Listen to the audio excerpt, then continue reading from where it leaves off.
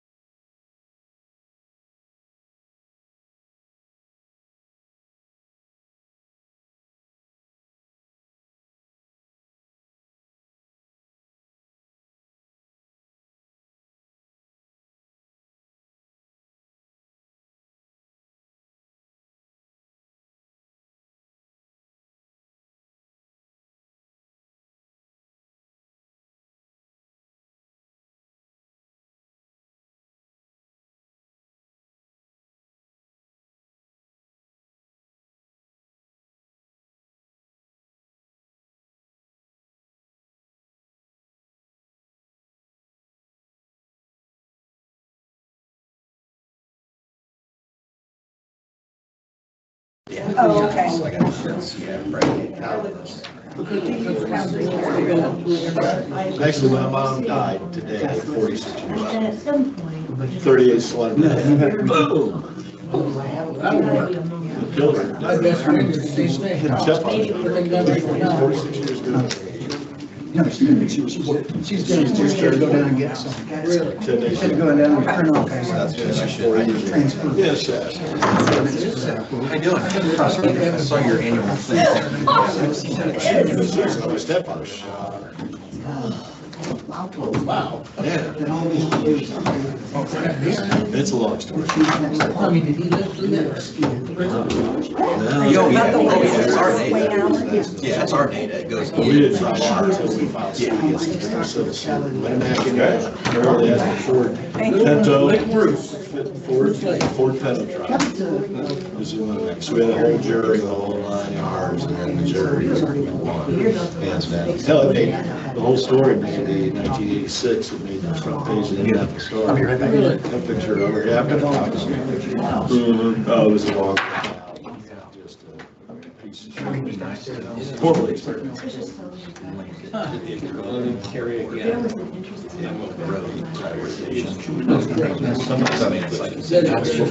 All police And officers then over the everywhere last are trained. multiple years. The safety zones. Yeah. I know, but growing up, we always had 6, we had 3, 730. I mean, I don't got. Well, yeah, I mean, it's a multi-year. The revolver, yeah, there's no safety, you don't need a revolver. Yeah, there's Semi-automatics. The more you put your finger in. And then like I still got, I got 22 rifles. I hit it, and it's the little button you push, you know, to lock the trigger lock. When we first got blocked, I Oh, dropped. are you saying there's, put your hand around it? Everything I that's tried new? to. I think that's right. Sounds right. I have all this. You're just, I don't need double line. I got all that. What do you want to do, save it? No, I was going to pitch it.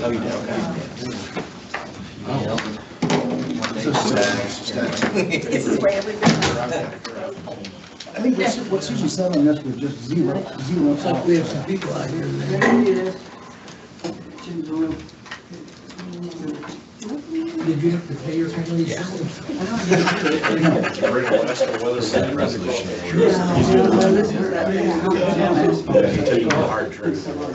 Yeah. Well, I know you're. What's that restaurant downtown, expensive? Well, they're all expensive. Yeah. I'm talking about the one where they got a nice little company old barn. Maybe it's. Never been there. My son, that's where he went for his honeymoon. Okay. Oh, I know. Way down there. It's nice someday. No, it's.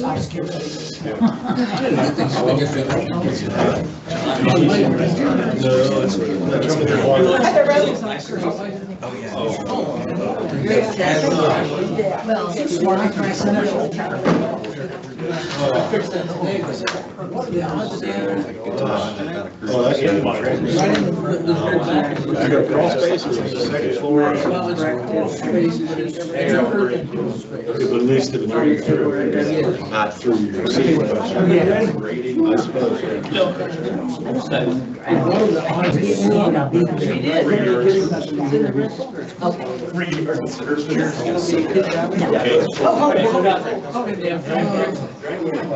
gotta fit it. I did. What about the line? Yeah. Then they were.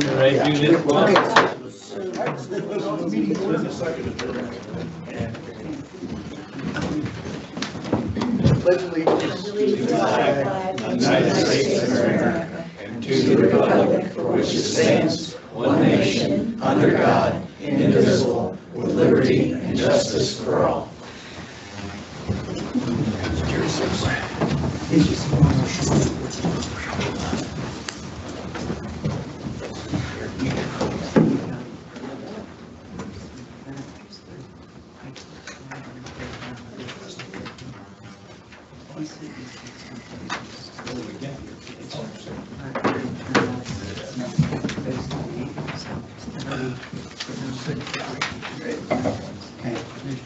Everybody have a copy of the agenda, get a chance to look at it, any proposed changes? one I have is that we have there is a transfer that we're gonna have to, council bill number 3, it's a transfer within the prosecutor's office. So add that on there. All right, minutes, did you get a chance to look at those? Minutes from February 17th regular meeting and our March 5th work session meeting.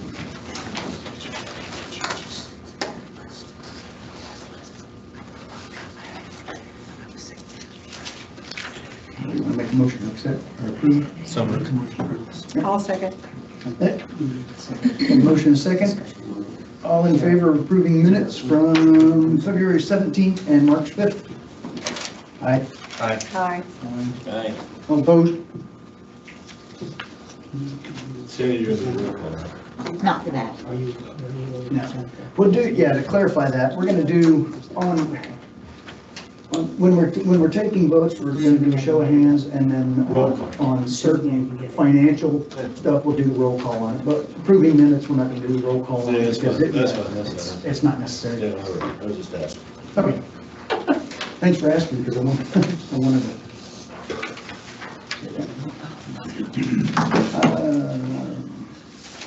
All right, we have the salary ordinance. Has everybody had a chance to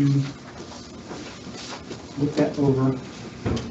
Anybody have any more questions on it? We did extensive, we had an extensive discussion about this at the work session.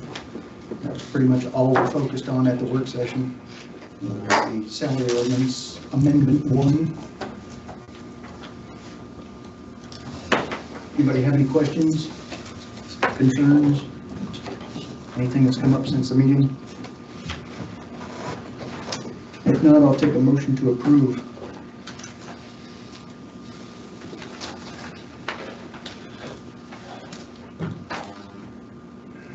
I'll make a motion to approve.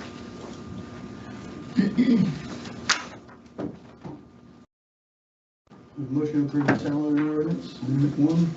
I'm making a motion. I'll second. Second. Sure. Yeah, we have a motion and a second. All in favor? Aye. Aye. All opposed? Nay. Darren? Yes. Roll call. Roll call vote? Yeah. Okay. Judy? Nay, no. Scott? No. Gary? Oh, Gary's not here. Yes. Patrick? Yes. Joel? Yes. Jim? No. It's 3-3.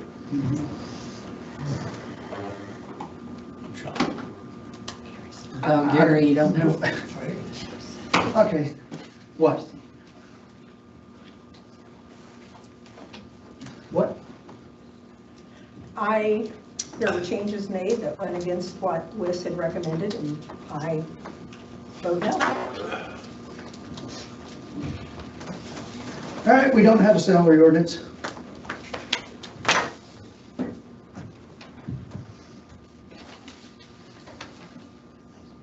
Commissioners' appropriations.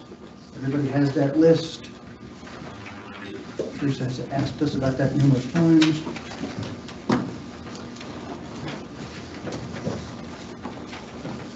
We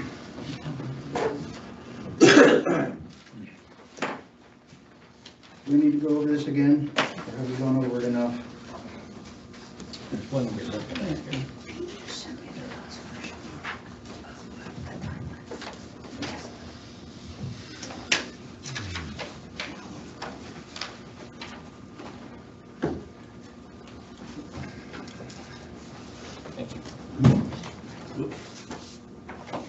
There's 2 pages on it.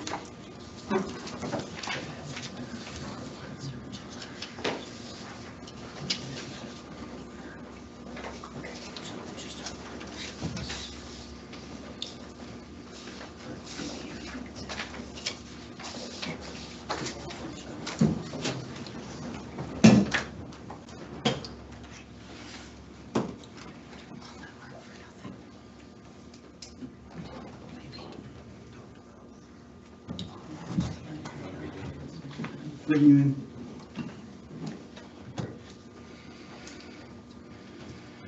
It was sent out to everybody. Well, while they're doing that, I'm gonna go on the record with a couple comments. Okay. On the original 26 Form 1, this is the general account, there was $261,000 that was submitted on the Form 1s. That was the line item 39.6, line item 12.100, line item 38.800, line item 35,000, line item 3102, and line item 35,400. The adopted budget for those line items that I just mentioned was $155,177. The council cut $100,000 out of those requested Form 1s. However, these additional appropriations, they've come back and asked for $193,237 and an additional $87,415 above and beyond what they originally asked for on the Form 1.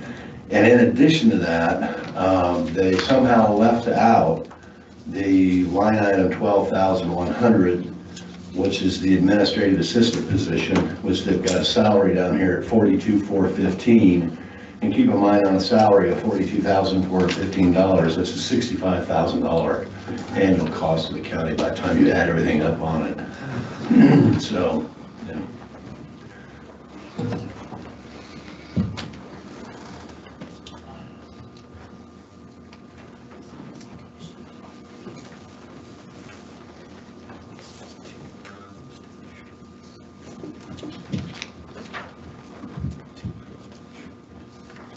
Would you pass that down? Maybe, I don't. Jim, would you take a peek at that? There's some things in there that, Scott? have you seen that? Oh, did you get that different? Yeah, I got it there. Here's a complete breakout that breaks it all down for you. Everything you want to know about.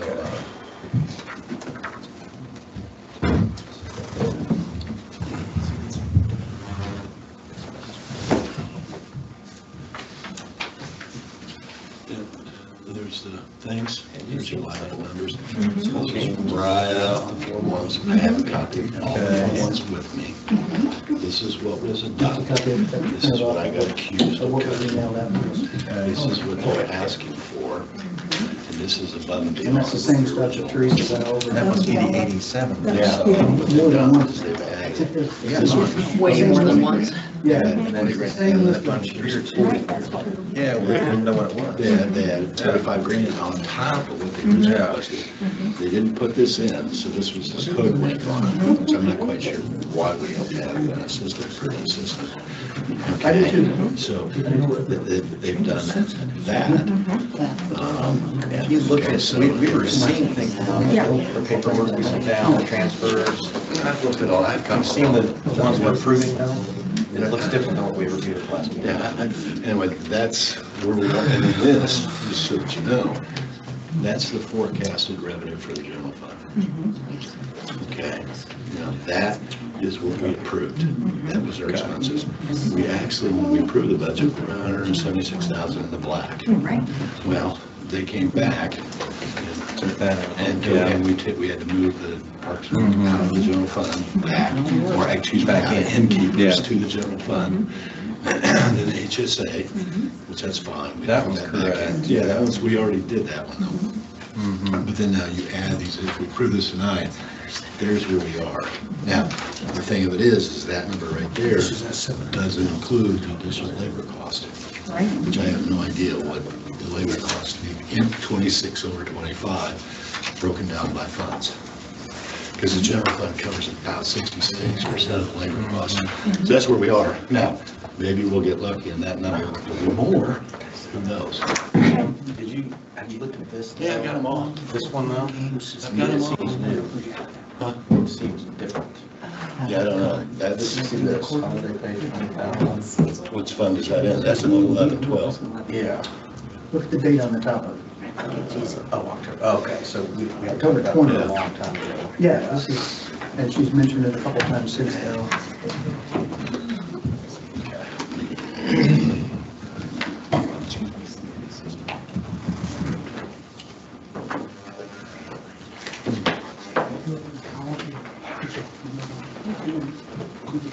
have a motion on the transfer requests for the commissioners. That includes tabling it if you want to. And get more clarity on it.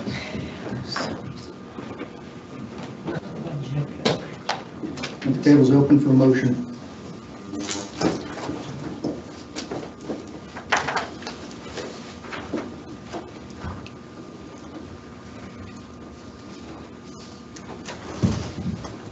Darren, you're talking about, or Darren, Darren Bird, thanks.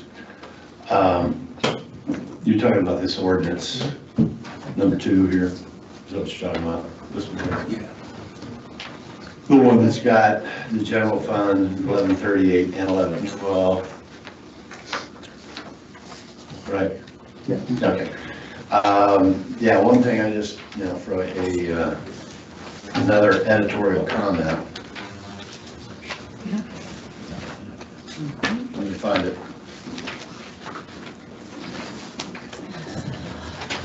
First of all, when it comes to, I'm not picking on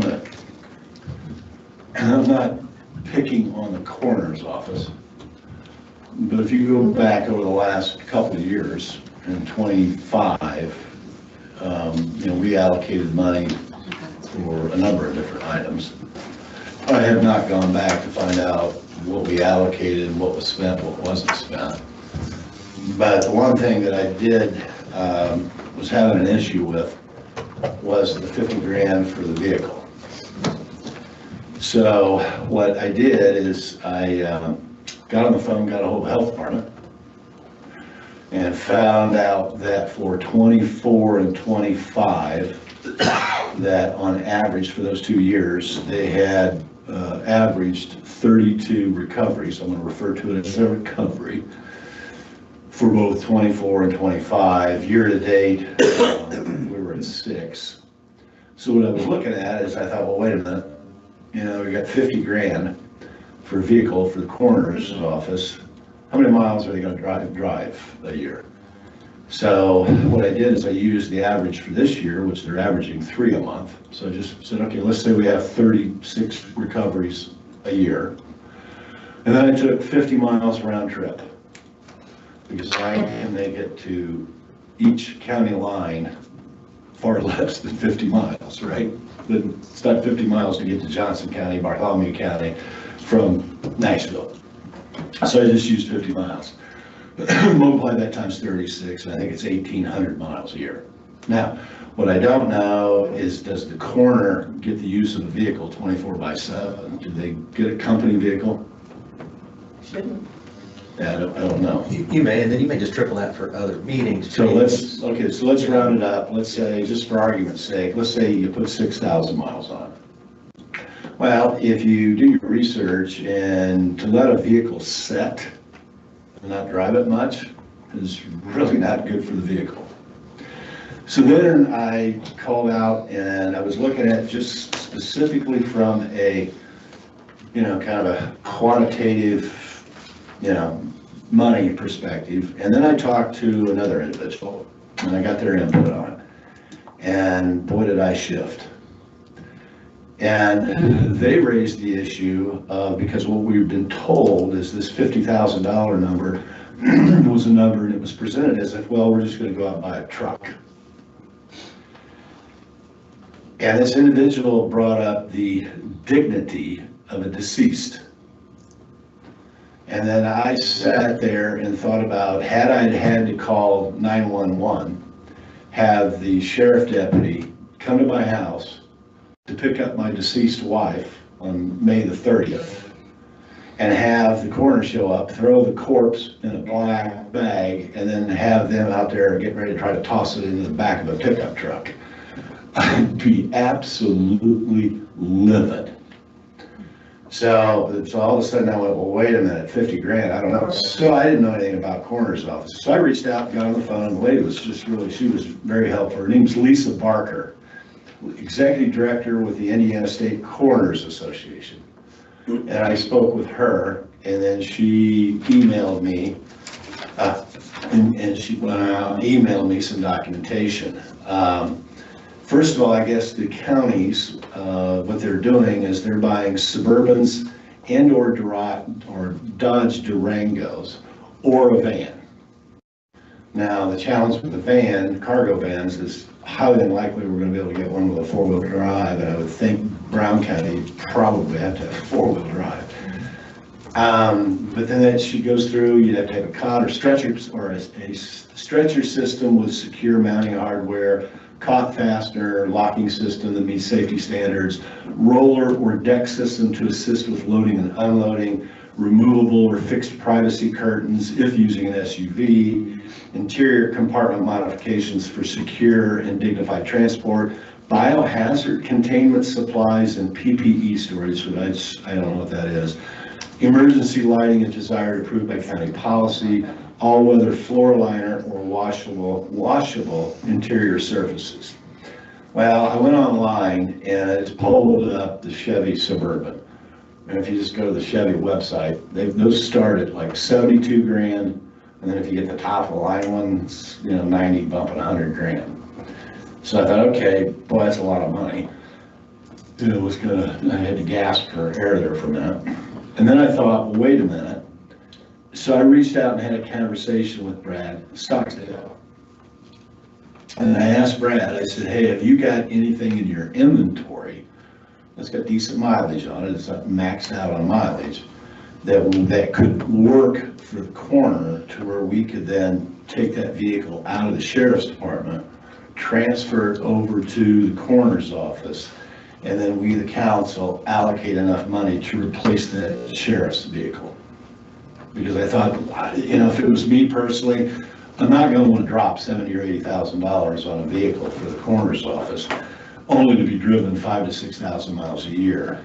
To me personally, it would make far more sense to roll vehicles out of the sheriff's department over to the coroner within a certain mileage, and then replace the vehicle that you're rolling out of the sheriff's department that you're moving to the coroner. Because the sheriff's department should get the new vehicle. The sheriff's department should get the new vehicle, correct.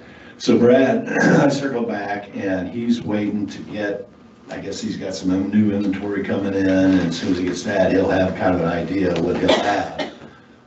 So I don't know, I think the sheriff's department they've got some Durangos in inventory. And I don't know if the Durango's deep enough to, slide everything in, but this lady told me that they're buying Durangos and Suburbans is what they're buying for their coroner's offices. So that's my share. Thank you.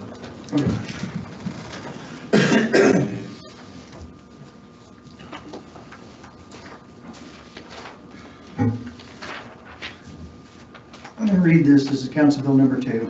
I'm going to go down through everything we have.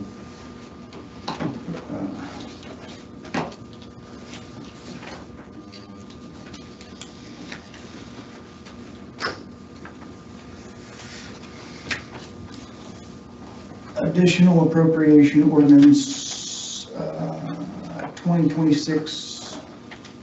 We have a number on it yet.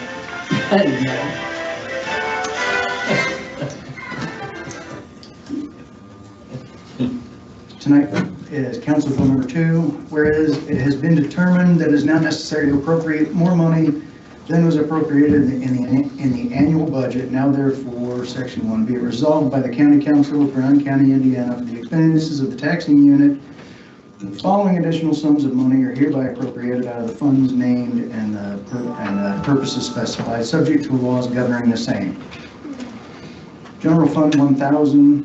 From the 10,000 personal services line, total 42,415, 20,000 supplies, total 80,000, but that has been removed, so that is down, that is 0. And I'll get into the details of this as we go. Other services and charges, 150,822, for a total of 201,237, which consists of the clerk had made a request for 8,000, but that has been removed. She has found money to be able to cover the expenses that she needed for that. Commissioners, 12,100. Assistant salary, 42,415. 39,600 line.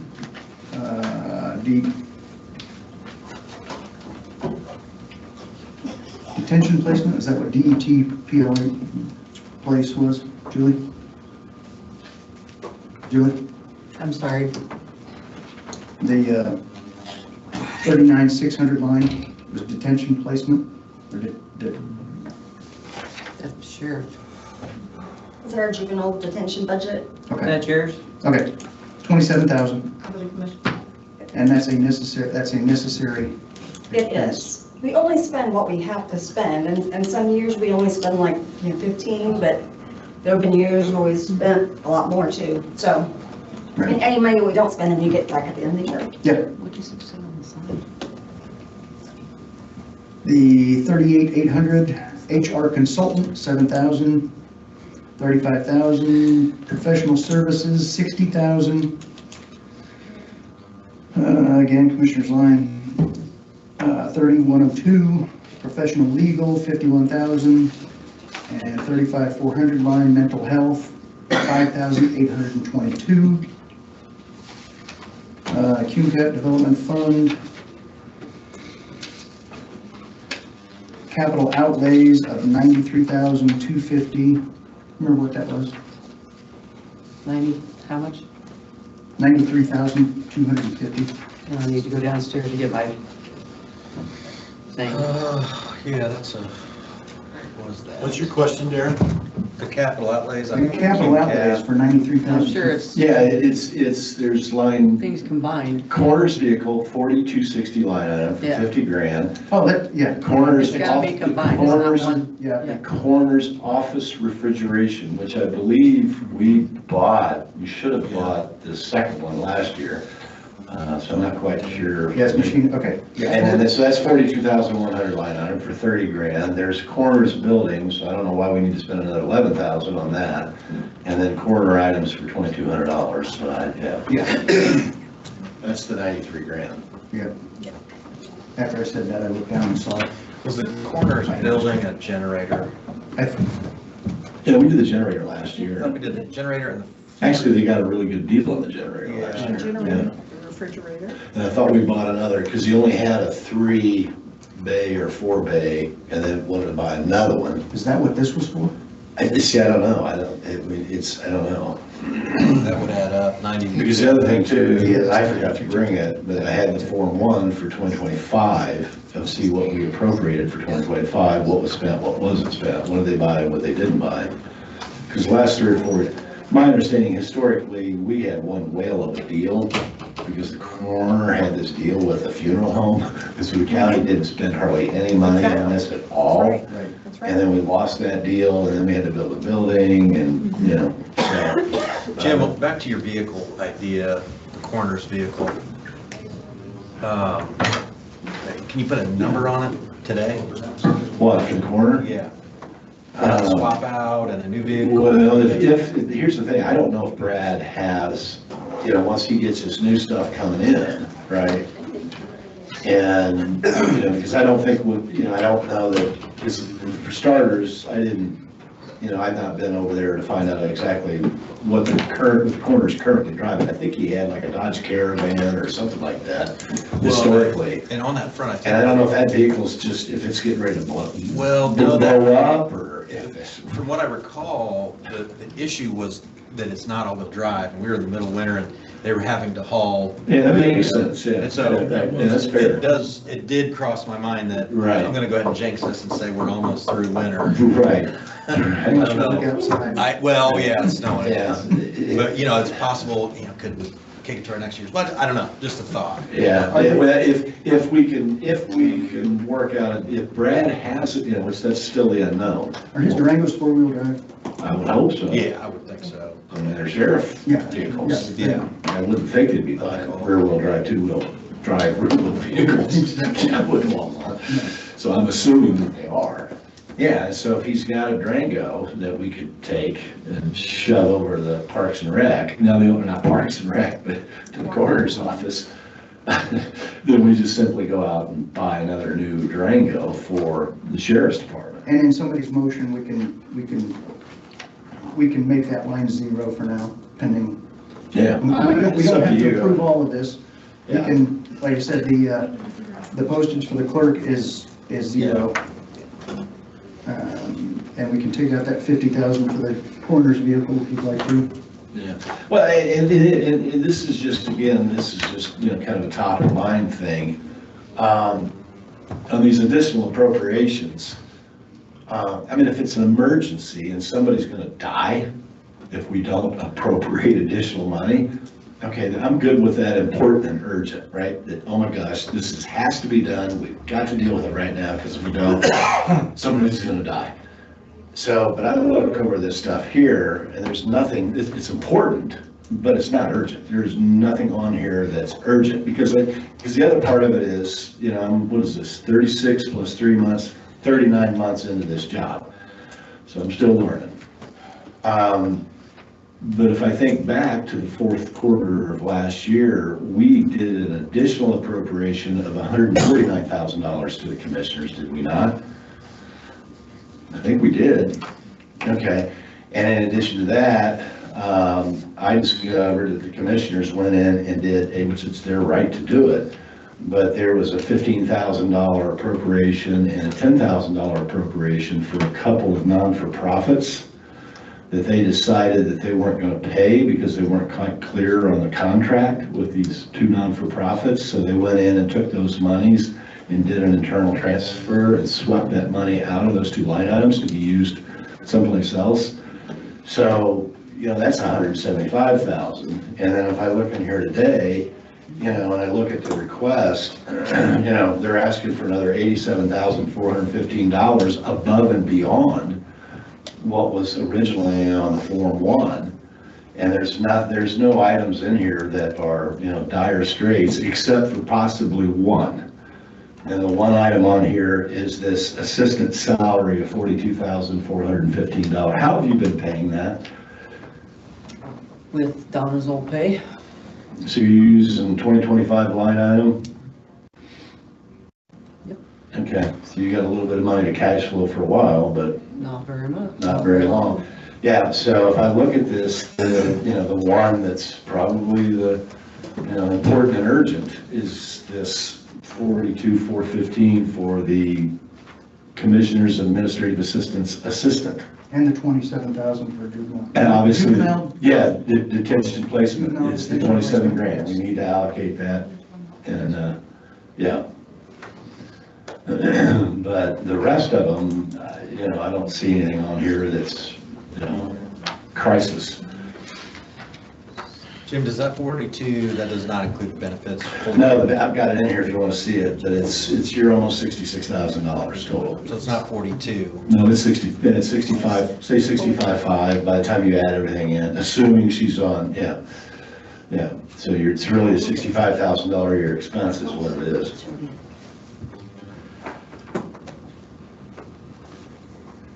And I don't know if that position, in the salary ordinance, if that position has been scored based on the factor evaluation system or not. I believe it has. Was it scored on the FES? I believe it was. Okay. It's in the salary ordinance. And updated salary ordinance. Go downstairs and get it and check it. We have a commissioner in the audience. You want to speak to any of this?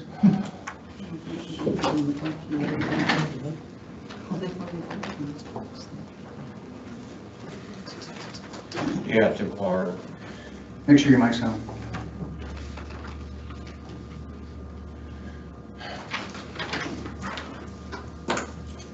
We've had probably 6 or 7 discussions on our request. We had a special session, I explained where the legal bills were coming from. You're all there. You all supported the way ahead. We talked about that. The funds hadn't changed, the distribution of those is different. I don't think we'll end up in court, but we had to expend additional things on expertise when it came to EO. Anyway, a lot of different issues. So had a legitimate expense. We didn't ask for anything we don't need. Sat down, went over the spreadsheets, what we asked for, what was not approved, and why we were going to do it. Then I met with Gary and the auditor. We went through it again, and on these big changes. I'm wrong. And then we had another council meeting where Teresa briefed the same thing, and none of this stuff came out. And then I think there's probably Darren. I think we met, so I mean we went into excruciating details. It seems like this is the 6th or 7th time we've had this conversation. Now, if you're challenging any one thing, fine, give me something in writing, and then do I put something in writing back to you? I mean, I don't know what it takes. Does anybody take notes?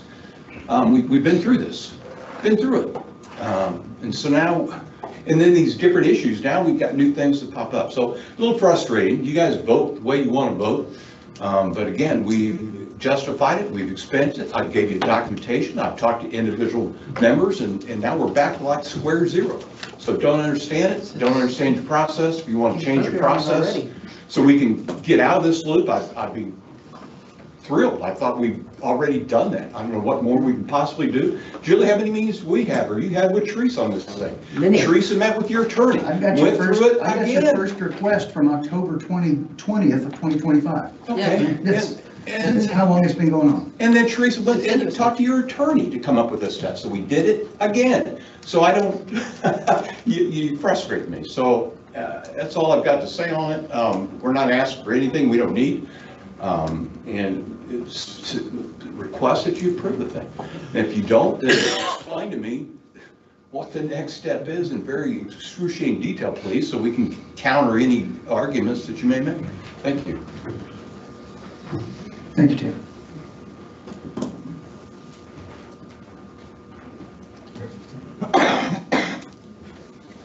So far on this, we have are we wanting to take the 50,000 for the coroner's vehicle out right now? Take the Cume Cap Fund 1138 amount down to 43,250.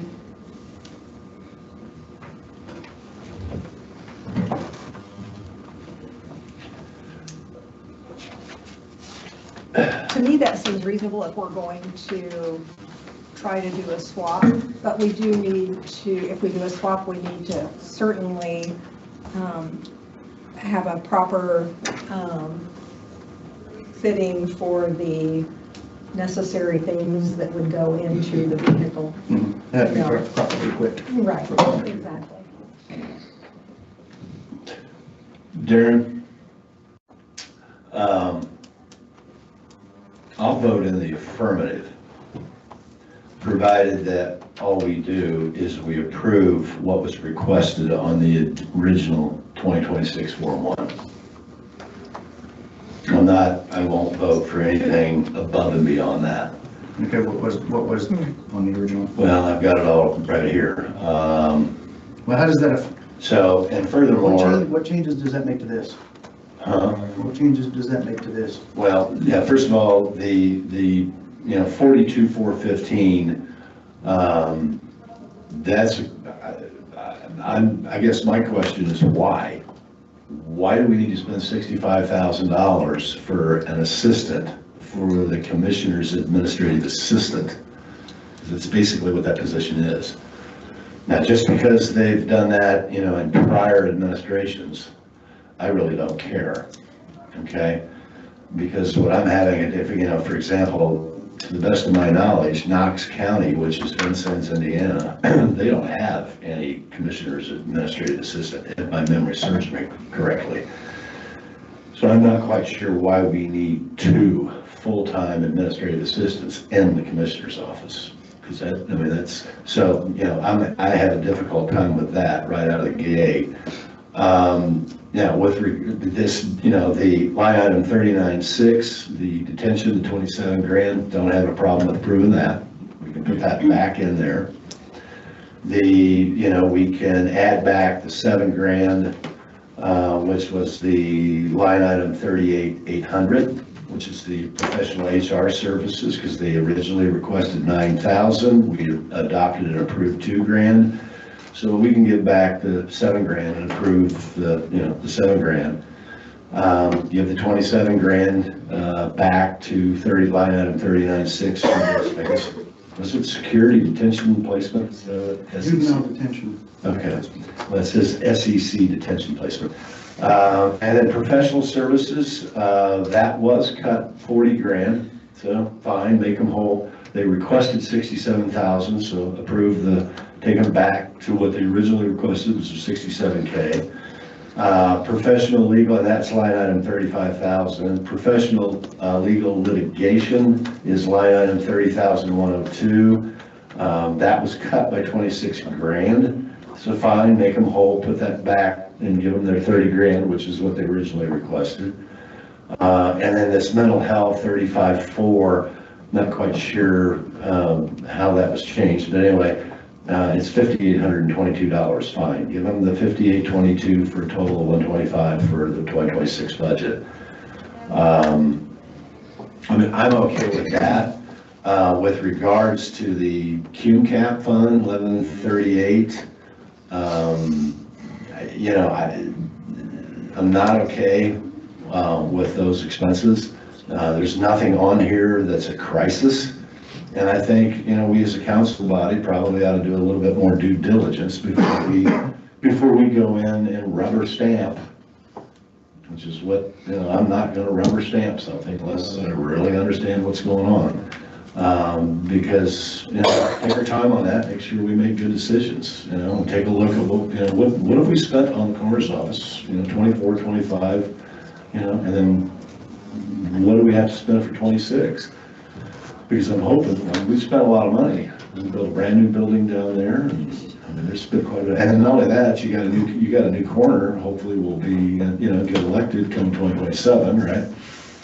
So, and as far as the economic development, it's $500, so who cares? But that's where I'm at with it. That 500 that was from. Yeah, it's $500. Yeah, Melissa explained that, that's for Yeah, vaccines available. Yeah, it's $500. for employees. Yeah, who cares? But you're talking about a capital investment of $93,250. And then you keep in mind the other thing, that I'm paying, as I, pitched my 90-50 rule. When I go over here and look at the CUME-CAP development fund, I'm going to give you the same thing. CUME-CAP development fund, the budget that we passed really based off their forecasted revenue and then the expenses, because the CUME-CAP development fund total expenses for 2026 was $596,692. Right now, based on, again, it's a forecasted revenue, it's forecasted disbursements or receipts and disbursements. So it showed $183,000 budget surplus. So when I look at this, I'm going to say, okay, if we're going to allocate another $93,250, then that brings that dollar amount down by 180 down to $90,000. Now, we've got reserves projected in 2026 cash balance of $856,000. So we're in pretty good shape on that CUME-CAP development fund.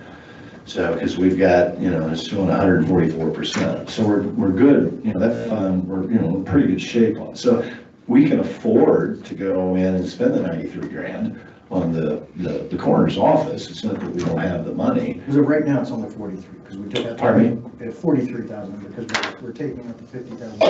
Yeah, well, you guys do what you want, but yeah, you could cut the car out for right now, but because and then Scott, I think you asked the question, mentally to, replace, because you're going to turn right around and replace, you're going to have to buy a new vehicle out of the CUME-CAP for the sheriff's department. Right, so then they can take that vehicle and then transfer it to the coroners. Well, the commissioners will, because the commissioners own everything. The commissioners will have to do that. So a new Durango, because they're buying them out of Salem, was it Jimmy John's or that's a Subway. That's a Subway guy. Yeah. Jim Jones down in Salem, I think. Yeah. Not anymore. You're not buying them there anymore. Yeah. So. Yeah, but you know, it may be 60, 60 grand or so, probably somewhere in that neighborhood to replace it. So, but do you do that, or do you go ahead, and I guess here's the other question on the vehicle, it's, you know, what in the world are you gonna buy for 50 grand? I mean, you can't buy an entry-level subcompact for 25,000 a car. So it's, and I would much rather, if we're gonna spend the money, do it right and replace the vehicle in the sheriff's department, and spend a little bit more money, and then, provided they've got one. If not, then, you know, then we'll have to circle back. I mean, unless the coroner's vehicle is collapsed and it won't start, and battery's dead, and, you know, it pulls to the left really hard, or, you know, I don't know, and so. Okay. Darren? Yeah.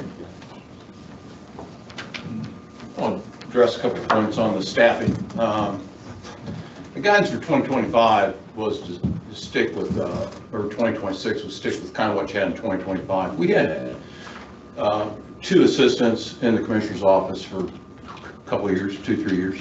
We re-engineered both positions. Teresa's position became a commissioner specialist, administrative specialist. We re-engineered that job description. We split some of the duties between us and the auditor. The other one was the idea of, gee whiz, let's have a shared resource for a person. And so I think, Jim, you probably threw that up with one of those meetings about having a shared resource. And so we did that one. And so we just basically changed the 2 positions that we had back, redid the thing. So both positions are needed. Now we spend weeks on our budget. It's blown up. We've never known about all the changes. You didn't understand why we did what we were doing. You didn't understand the situation we were in that required the amount of money that we're requesting. And we could have an executive session. You want to go in a little more detail on item by item by item on the issues that we're trying to catch up with, trying to address. It requires resources to do it. It requires expertise to do it, and we're addressing those things. Pretty serious kind of issues. We keep finding new things. So what we ask for is what we need. And I don't appreciate this last minute, gee whiz. We've had these issues. We've had these discussions. And again, we didn't ask for anything that we don't need. And we hope we're conservative, and we were conservative on what we asked for. On the coroner thing, I've lost track because we've had these meetings before. Coroner's got a cooling unit that's like back from 2008, and I don't think he'd get parts for it now. So that was the issue on one of those things that he's asking for.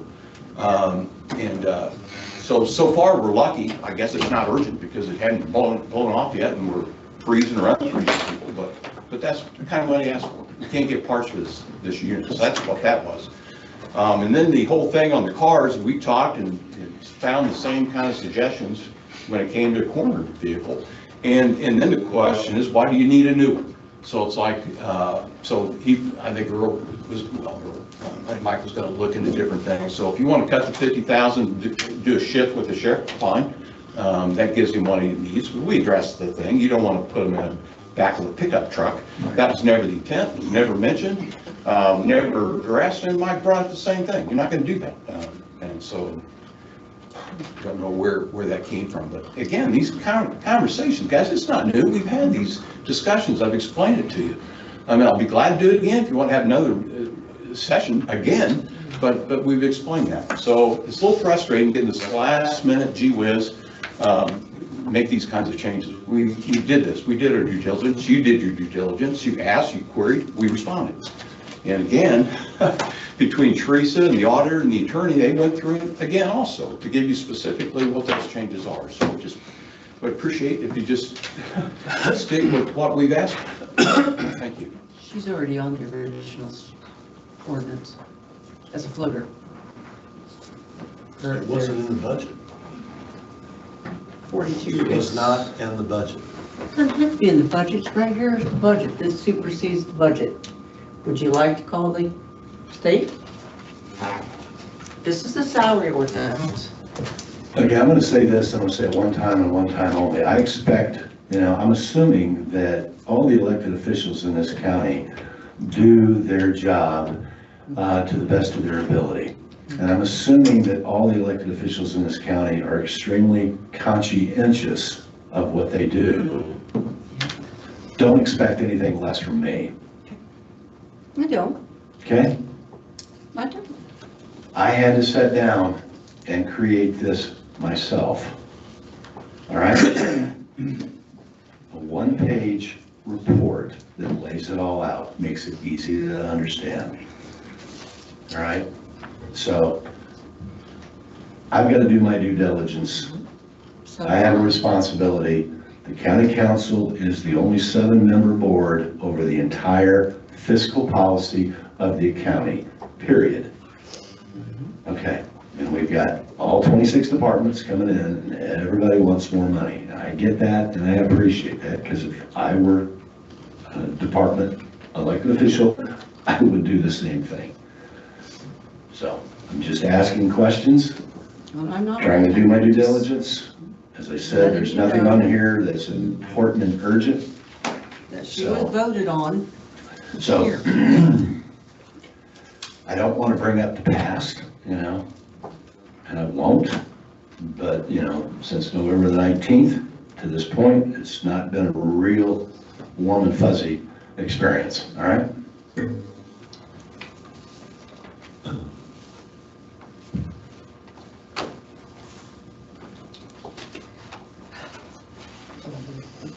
Okay, so what we have so far on this,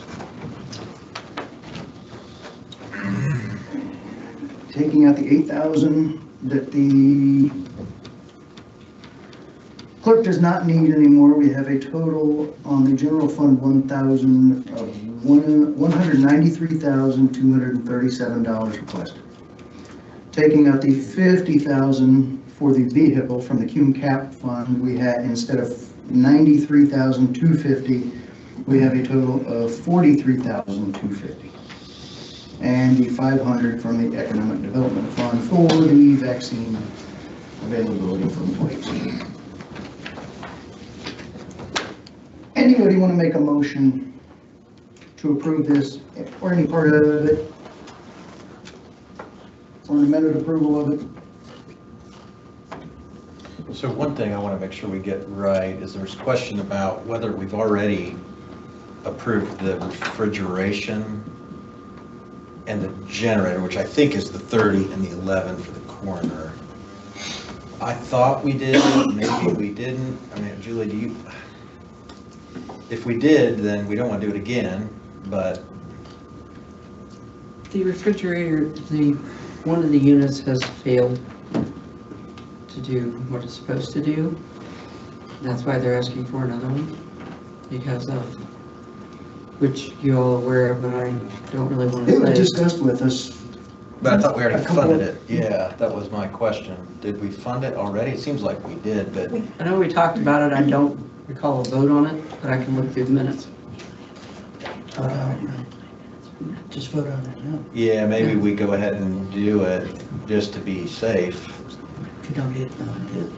Yeah, and if you don't need it, don't do it. And then the 11 was the generator, right? If I- No, the generator was done last year. Yeah, you've got, Yeah, the generator's been there for quite a Yeah, while. the generator's been taken care of. Okay, We just so, have, they have a failing refrigeration unit. so I think we need the 30.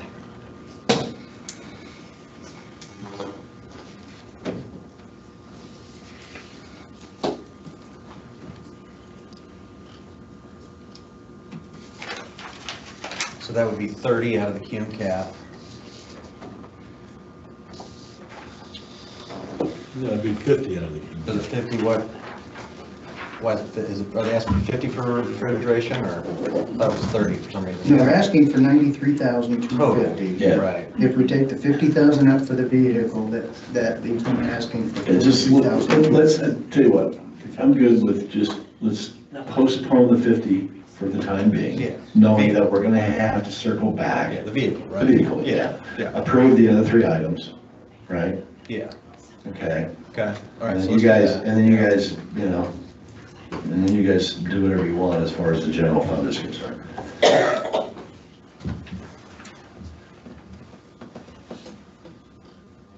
So why don't you do your, I mean, Jim, you had a roll of things that you were prepared to be okay with, and then plus that coroner's part.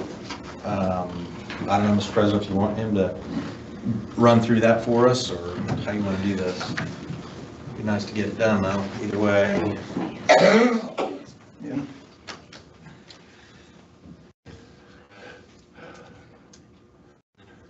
I mean, here's, my proposal's with this. We don't need to make this complicated. It doesn't need to be adversarial. I brought up the 149,000 and the 25,000 from the fourth quarter of last year, because we can forecast our expenses, we can forecast our revenues, but the reality of it is the commissioners have no idea what's going to show up and what's going to happen that's going to cost them more money. And what I'm assuming is that, we can go in, for example, professional services, line 35,000.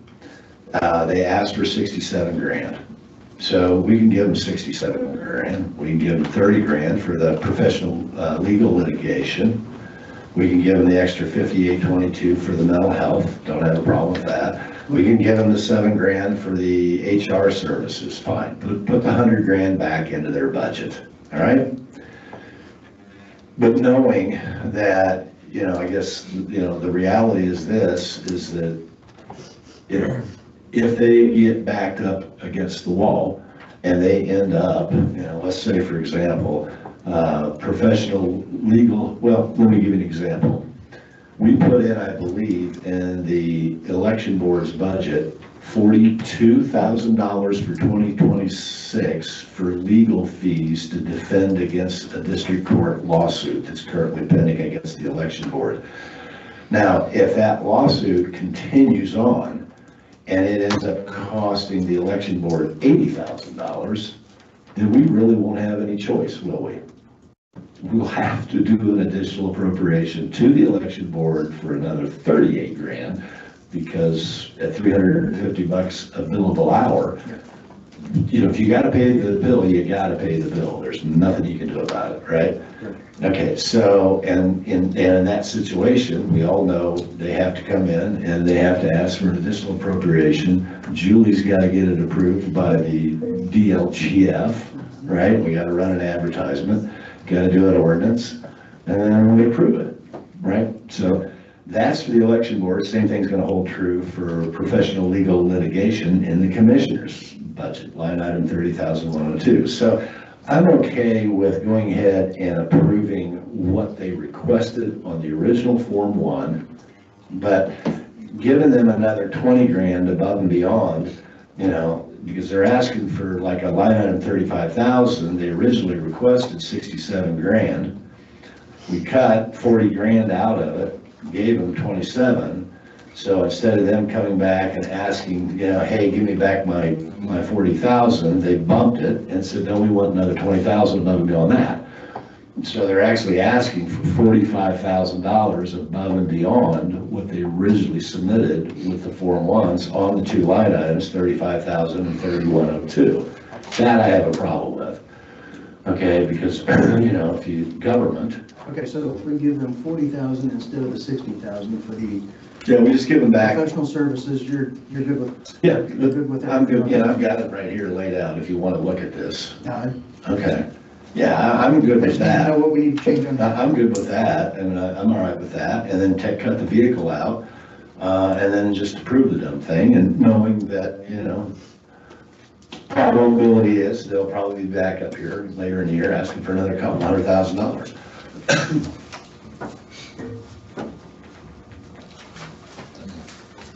That's the way the system works, right? I mean, That would give us a total from the general fund of 173,237. And a total from CUMCAP of 43,250, and a total from economic development of $500. Now, are you going to approve the 42,415 for the commissioner's assistant? And Julie, I understand what you're saying, it's in the salary ordinance, but we don't have to fund it either. We don't. Thank you.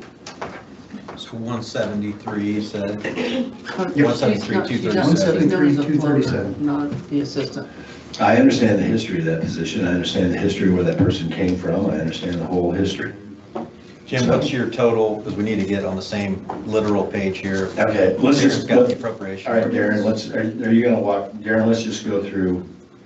So you got general fund, personal services, 42,415. Yes. Okay, so I don't like being backed up into a corner, but, so is everybody all in favor of doing the 42,415? Well, it sounds like it's not 42,415. No, it's $65,000. So, I mean, if we're gonna do it, it needs to be correct. Well, but now hang on a minute, No, you the can't, 42,000 is just for the can't, salary, the other stuff is. Yeah, we can't do it that way, 'cause you got- Is already covered in other lines of the well, commissioner's budget. whether or not it's covered or not, that's a different story, but, so, Scott, we can just approve the 42,415, because that's the, actually, it's not 42, Julie, it's really not 42,415, because this is March, this is soon to be the end of March.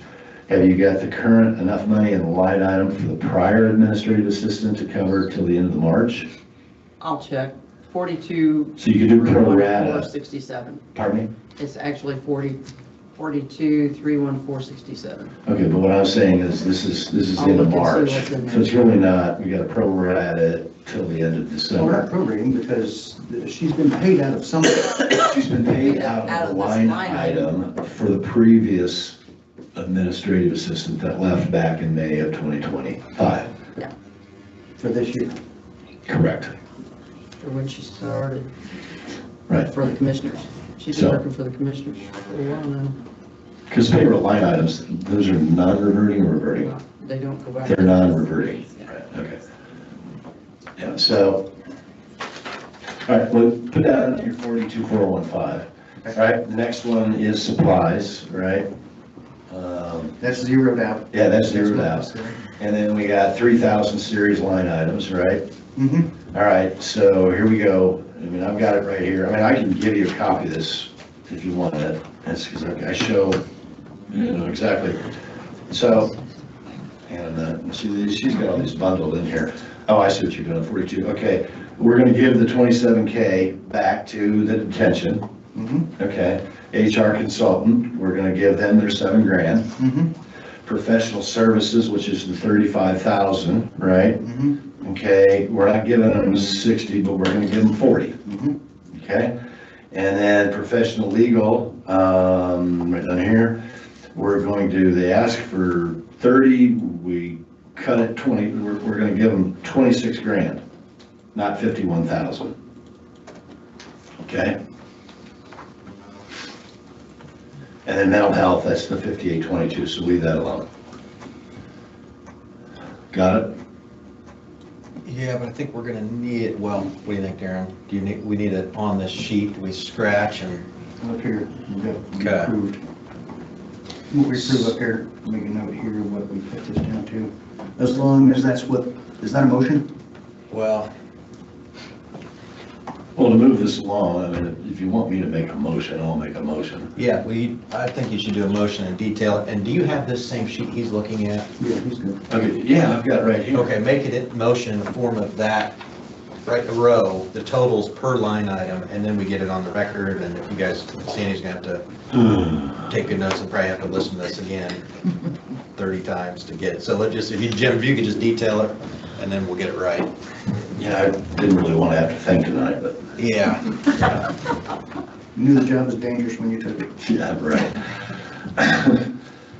All right, Sandy, are you ready? Have you got, follow me along here? Okay. So we got line item, this is in the general fund, 12,100 line item for 42,415. That's the salary for the administrative assistant. We've got the detention placement. 39,600 is the line item. And that's 27,000. Got it?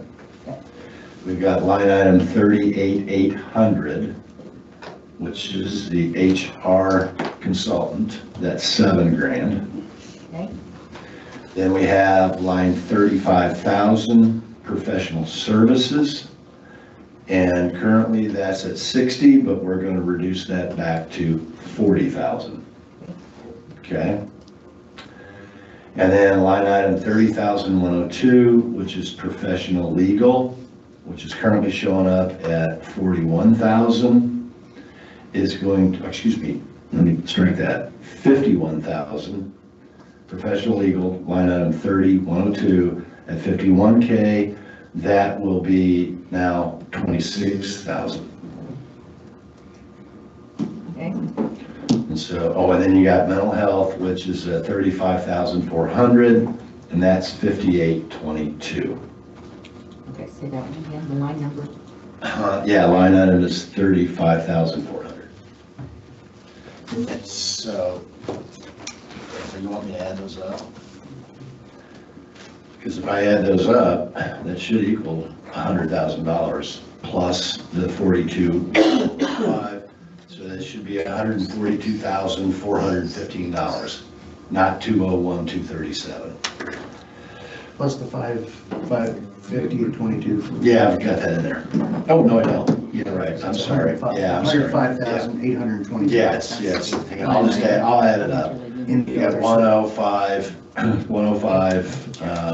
822, right? Plus the 42,415. Don't add the 42,415, That's all coming out of the general fund. no, that's up here on personal services, it's the top Now, line. it's coming out of the general fund. But it's, He's doing a total It's, general. this is subdivided, you can worry about that later. Okay, this is coming out of the general fund. It's 148,237. 148,237. Jim, what did you say on the mental health? Oh, mental health is 5822. Yeah. And I can give you a copy of the sheet I've got if you want. Okay, It's that'd be kind of good. laid it all out, right? Yeah, that'd be it's great. simple. Right, okay. Yeah, and then from there, we just cut out the line item out of the QCAP development, 1138, and we reduced that 93,250 by 50 grand, which is line item, you ready? 40,260. So 40,260 is going to be zeroed out, which is going to reduce the QCAP down to, from 93,250 down to 43,250.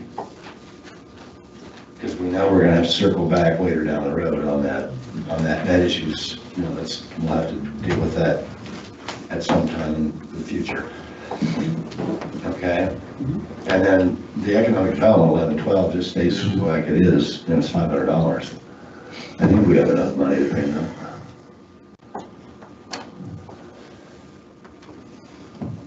So so you want to wrap it in, Yeah, what I just said, I don't want to repeat that. Okay. that's your So motion. all those YouTube people out there listening, that's my motion. Second. Scott seconded that. okay, Scott, okay. we have a motion to accept Council Bill number 2 with a total of the general fund line up above at 148,237, correct? Yep.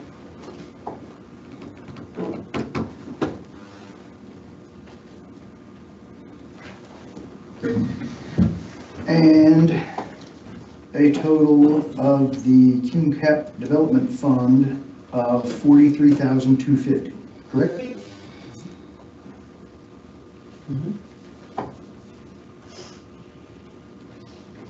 And a total of the Economic Development Fund of the $500 for the vaccines. Yes.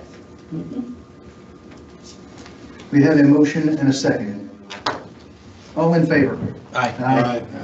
Is it roll call? Yeah. Opposed? Gary, Oh, sorry, opposed? Judy, No, I'm sorry, I'm opposed. Scott, Yes. Patrick, Yes. Joel, Yes. Jim, Well, let me see. Yes. Wait a minute, did you? I did not say opposed on my roll call. I was calling for anybody who was opposed. oh, okay. So, I mean, yes. No, we thought you said opposed. Yeah. So what do you say? I mean, yes. Okay. Got it. Yeah. I was addressing something else when you asked that. So my question got transposed into my answer. Okay, we got something passed.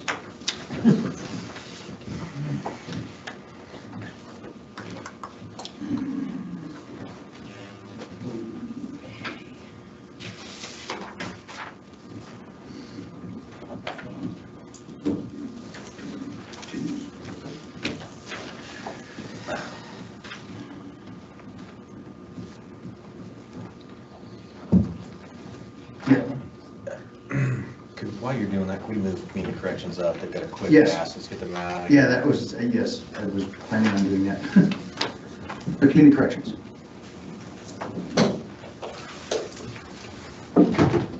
And then if anybody wants to look at it, they do have support letters, you just want us to sign that, correct? Yes, so good evening.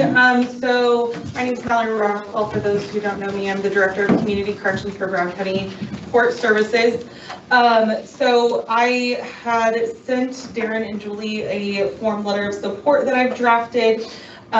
We are in the process of writing our 2027 grants that are due on April 1st. In years past, I've only asked for a letter of support from the Board of Commissioners as I have to have their approval per statute. However, for 2027, the grant allocation money from the state has dwindled even more. They only have $52.9 million to disperse for 2027 for community corrections agencies, whereas in 2025 they had roughly $72.9 million. So they've cut funding significantly over the last 2 years. That being said, we are self-funded. We don't ask for any financial budget or anything from the council. We are funded through our grants and through our project income, which is from our program user fees. So in this, the reason we have decided to do this, and Scott sits on the Community Corrections Advisory Board, and we discussed it at our last board meeting.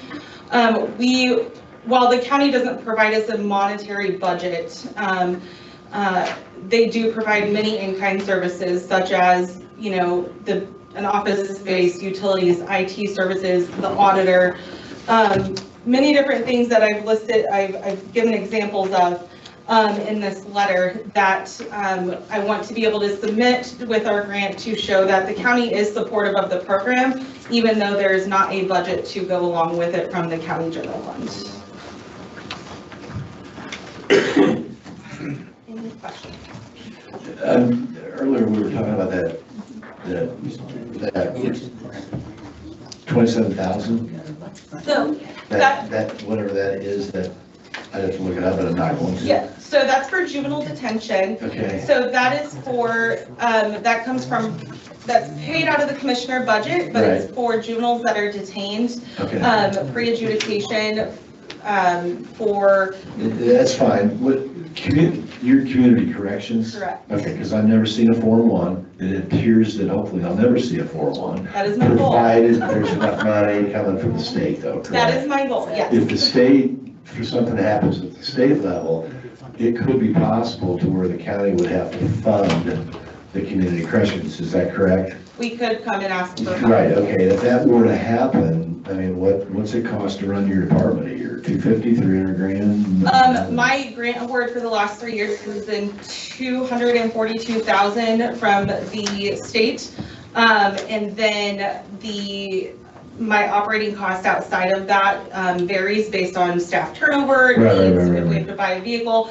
So I usually budget roughly anywhere from $300,000 to $350,000. Okay. What's the probability? I mean, none of us can predict the future.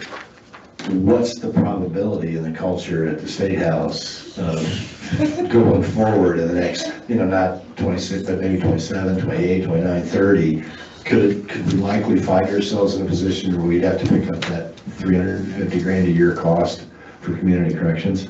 I cannot speak for the legislature, so I can never predict what they. I'm not asking. Yeah, so I can say that the Indiana Association of Community Corrections, that they are working with different lobbyists and different legislators to try to increase that funding and to look at, making sure that DOC is stewarding that money appropriately. And so that way, hopefully, we do not have a situation that a lot of counties are in of fearing a significant cut for 2027. So that's, you said DOC, Department of Corrections? Yes, the Department of Corrections is who That's where it comes from. the grant administrator is, yeah. All right. So, And is the Department of Corrections, they get federal money as well? Do you know? I do not know. Okay. Ours comes from the state. No, from I the know, community. but I didn't know if the state got federal money that comes in. Yeah, I'm not entirely sure on that. Yeah, sorry.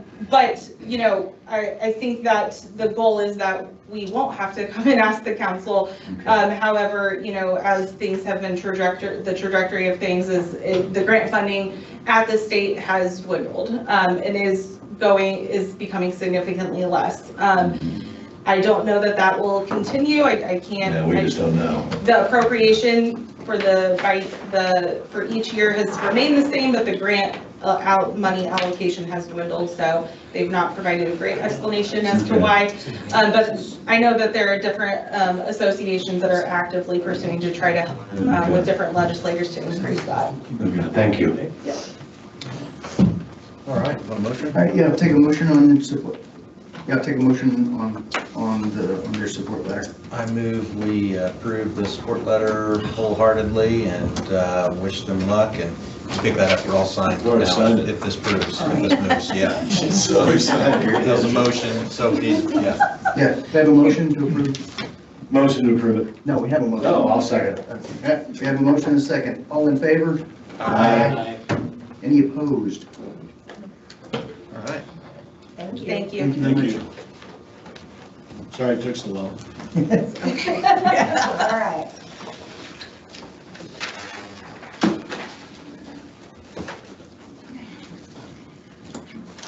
Darren, if you don't mind, I'll do a kickoff for this. Okay, just a moment. We also have Council Bill number 3, which was added to the agenda. That is for the prosecutor's office, the victim advocate, they are asking for, can we just read it? Yeah. Sure. Okay, Council Bill number 3, a resolution to transfer monies from the prosecutor infraction deferral fund budget of Brown County, Indiana. Now be it resolved by the Council of Brown County, Indiana, that for the expenses of the county government in the year 2026, the following sums of money are hereby transferred out and set apart out of specific funds herein named for the specific purpose herein named and specified, all subject to the laws of the state of Indiana governing the same. Such sums herein shall be held to include expenditures authorized to be made during the year 2026 unless otherwise expressly stipulated and provided by the law. Section 2, that for the said fiscal period of 2026, there is hereby transferred from the prosecutor infraction deferral fund budget of Brown County, Indiana, the following.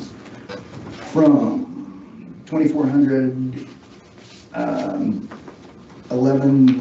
11,413 line, victims advocate of $5,000 to 8312, 11,123 line, victims advocate of $5,000. Section 3, the transfer of funds is made in order to pay the necessary expenses for fiscal year 2026. Section 4, this resolution shall be effective and in full force from and after its passage. All as by law provided. Adopted this by County Council on 16th day of March 2026. Okay. Julie? Yes, sir. I don't know what you read there, Darren, but I didn't comprehend the word. Did you see it? No. Okay.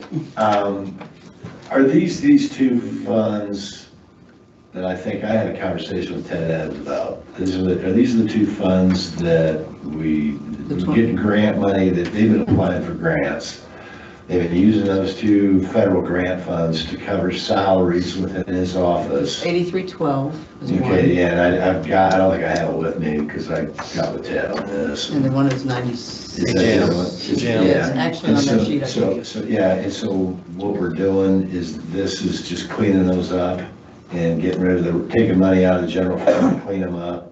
No, I think he's actually using that as because this is didn't you say it's 8212 that he's putting that in, it's not 8312. 8312, but it's actually, I think it's the county's portion, or what do you call it? The county match is $5,000, and I think that's. Oh, so this is just an ordinance to pull $5,000 out of the general fund to put into Well, that? it's you're pulling it out of 2,400. It's out of, Jim, it's out of a diffraction deferral I'm fund. not seeing this. I mean, I don't have any idea what this is. Okay, so it's 10 grand. Oh, so all we're doing is a line item transfer. Yes. Yeah. Oh, okay, yeah, all right. All right, I move we approve. That's what I said in all those words. You just said line item transfer. Yeah, got it. All right, so it's no big deal. I move we approve Council Bill number 3. Second, anybody? I'll second it. All right, we have a motion and a second on Council Bill number 2. Raise your right hand. 3. All right, Council Bill number 3, all in favor? Aye. All opposed? Darren? Sandy, or we can do a roll call? Darren? Yes. Judy? Yes. Scott? Yes. Patrick? Yes. Joel? Yes. Jim? Yes. All right. All right.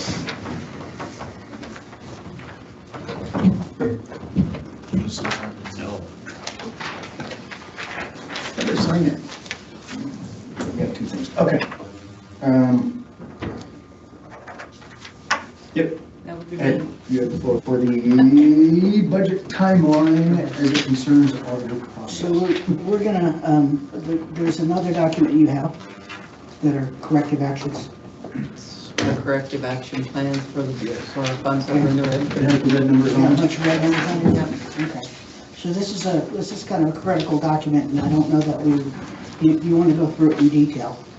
But even though we've got a lot of red numbers and adjustments, it represents a lot of progress. Yeah, Julie, I got a qualifying question. Julie, last summer in ‑25, we had Reedy Financial with Caitlin Schaefer. We had a 4-way conversation call. We did. Is that what this is? No. Something different?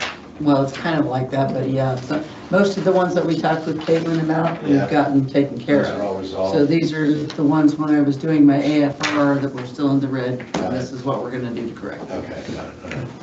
So when you look at the funds, there's when she talks about the AFR, there's a cash and investment statement on there. And that cash and investment, to me, is each line, each fund is a checkbook. There's some restrictions on checkbooks, there are others that don't have restrictions on. Is your mic on? I'm not. I am so sorry. Okay. Golly, I get to repeat myself. You hear? Now you can. Okay. So, in the AFR, which you referenced, it's the state form that summarizes all of our funds and all of our receipts and disbursements. It's a summary form. That's published in Gateway every year, right? Annual financial report. Annual financial report. AFR, right? Yep. Know what it is. Gateway, 52. So we started taking a look at this, and as a prep for the budget process. Hang on a minute. We're having technical difficulties. So as a prep for the budget process, so we got 2 big things going. We got the budget process going, and we've also got utilization of our computer system, which was installed in 2021, and we're still not effectively using it for reports. Talking about Lao. Yes, correct. And so what this represents is part of what's happening, and we're going through all of the funds, and we're trying to correct the funds so that you've got a good baseline for the 2026 budget, right? And so you don't have any surprises. So Question, Ed. this is progress. So if we did a fund report, would the fund report show these all in red? It depends on if they've been, if you got $1 million in and one of these under, you wouldn't see the individual lines. These were 2025. At the end of 2025, that's what was in red. But so in 2025, if we would have done a fund report, we would have seen these in red. If you look at, and I'm familiar with the 911, I haven't looked at every one of them, the 911 went to red this year, which is why we flagged it. We said, why is this going to red? I guess I'm jumping to, I'd like to see a fund report so we can start to see these things, right? Before we get to the end of the year. But anyway, continue. So just example, this is kind of hard. It's a little small. I took 5 years of the fund's receipts and disbursements, and I posted them so that I could see trends. And as we went through, right, there's also a beginning and ending balance. So as we went through, we, look down here, we noticed some of the items were red, okay? And since this report was ran at the end, Julie has gone in and cleaned up several items, okay? I'm going to emphasize, this is not an easy job. These problems have been going on for a long, long, long time, right? So we're trying to fix it as we roll out loud and as we roll out the new budget process. Okay, so you want to talk more about this and then we go back, we can go back to the budget, or do you want to go into the budget? Do you have any questions or? No, not really. Here. Understand. Okay, so let's go into the budget process. So just for everybody's Actually, sorry, information. quick, Go real ahead. quick. The ARPA fund is the one that catches my attention because we've got a spending deadline on that. And it looks Well, the like ARPA you're- fund was supposed to be the one used for that to begin with, and it was not, so it's still in there. Right. But we have already, the state's already signed off for us, so. And that's a salary replacement, right? Okay. Okay. Okay. And this gives you an idea, a lot of these funds I think we can clean up, they've got small dollar amounts, we'll probably clean it up in the budget process. But that leads into the budget process. So let's talk about what we did with the budget process is we went to the state and we looked for the state guidelines on doing budgets, the timeline and the guidelines, high level. Then Gary had gone in and went with, had Reedy prepare a budget timeline for us, right? And so we went ahead and used that. And then we took Julie's budget timeline and then we put them all together and said, okay, what's the task list and what's the timeline we have to follow? So you can see here that as you go through each, 5-1 is when the Indiana State, and I'm not going to go through every single one of them, but the process from here now is to engage somebody on the council to work directly to make sure they understand each piece of this. And anybody want the screen turned sideways, you can see it better? Yeah. Oh, that's great. I was gonna say, I don't know how to turn it sideways, but, okay. So as we go through, these are the critical deadlines. And once somebody on the council has gone through it with Julie and understands, then you start scheduling your meetings.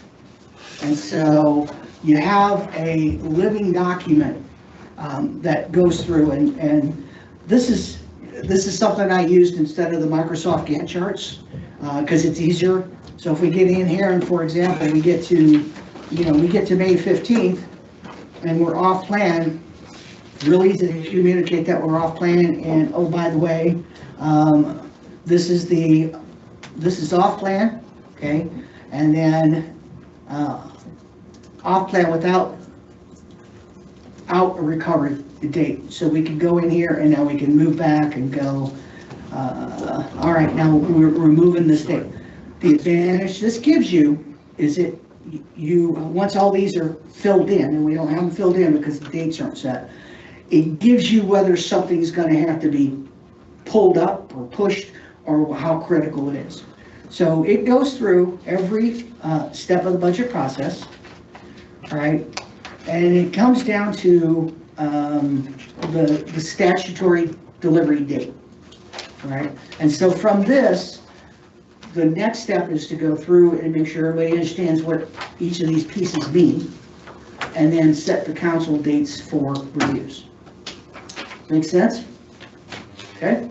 Now, Jim, I think I heard something I did not spell that correctly, but I heard from you when you were asking her if we might have to pick up the funding for their department. That goes under options and exposures. Yeah, whatever, it's just, right. Okay. Right now, it doesn't cost us anything. But it should be on one of our exposures. We should be aware of it as we do the budget process. That's fine. So what we're doing, starting also tomorrow, is we're starting with the highway department. And we're working with the highway department on two things. One, what reports they are going to need and get out of WOW. Two, reconciling all of their funds. And then three, preparing them to submit a budget with the detail you guys would expect on a normal case. So we decided the highway department because it's a big number. And we also have a very willing operations staff there who wants to make sure that we do a very solid job with the budget this year. Okay?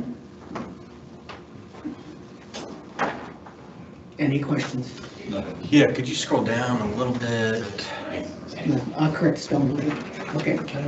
Well, the one thing I don't see on here, unless I'm missing it, and it's like something I think the council needs to go through, is how we want to engage department heads this year, when. Just write that on there. It's on there. I didn't see it. I'm sorry, what, Scott? Down to our budget hearings, our 3-day budget hearings. I saw that as you scrolled through it. So I guess my point is, I think this is a lot of this stuff is probably, the council doesn't need to know the details of what the auditor is doing in certain forms and such in every case, but if we focus on the council's role and how we do our work, and the council talks and decides what we want to do, how we want to do it, when we want to do it. And I think, we're clearly shifting from our process last year into a very new process this year. Council's very interested in those changes and improvements. And so I think at our next work session, we should go through the council items, and then Julie will be there and she could say, hey, I need you guys to do that quicker. And you've probably already done some of that work, but there may be some things we want to add and accentuate here, having not had a chance to talk about it or review it yet, as a full council, that we can make some further improvements to it. And I think, we're already in March. Yep. Yeah, Scott, I'm gonna do another disclosure here. So I'm doing my own personal work. And what's extremely important to me is my core principles and what I value in establishing boundaries. At the last special session meeting, I did a disclosure of my 90-50 rule. Ed, you and I talked about the 90-50 rule. So the lens that I want to look at through everything that we do is going to be through that 90-50 rule. And I'm going to so- say we incorporate the options and exposures into that. That's fine, but that's the goal, all right? And, we can go out to 2030, 2031, 2032 as the years, right? But it's kind of, I wrote this for myself earlier today, just for my own clarity. As a county councilman entrusted by statute with responsibility for all fiscal matters, I have an obligation to maintain subject matter expertise in these areas. Accordingly, I will refrain, I'm just going to stop right there because the rest of it's for me.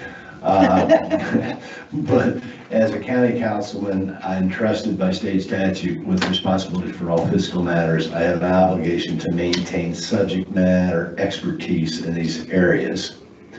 And then in addition to that, we'll continue conducting my discovery work with objectivity, rational analysis, and a firm commitment to verifiable facts. And I'm speaking for myself, I as a councilman have a responsibility to the taxpayers because that's who hired me. And especially when it comes to our labor cost and this FES, factor evaluation, that is my number one concern prior to July 1 of 20, before the Form 1's hit. That, and I'm going to do my own personal work to make sure I do everything I can to internalize that factor evaluation system, make sure I understand what it's going to cost to try to implement that system, because we cannot afford to implement that system all in one fell swoop. It's going to take a few years to try to do it, and it's going to be somewhat expensive. So that is, to me, the big rock for our budget for 2027 is really those labor costs, and then second to that is the those employee benefits on top of that. Okay, and I hope through the work that you're doing that you can go through and find out that we're spending way too much money on toilet paper. You remember the story. Okay, so what are, factor, give me the word, Jim?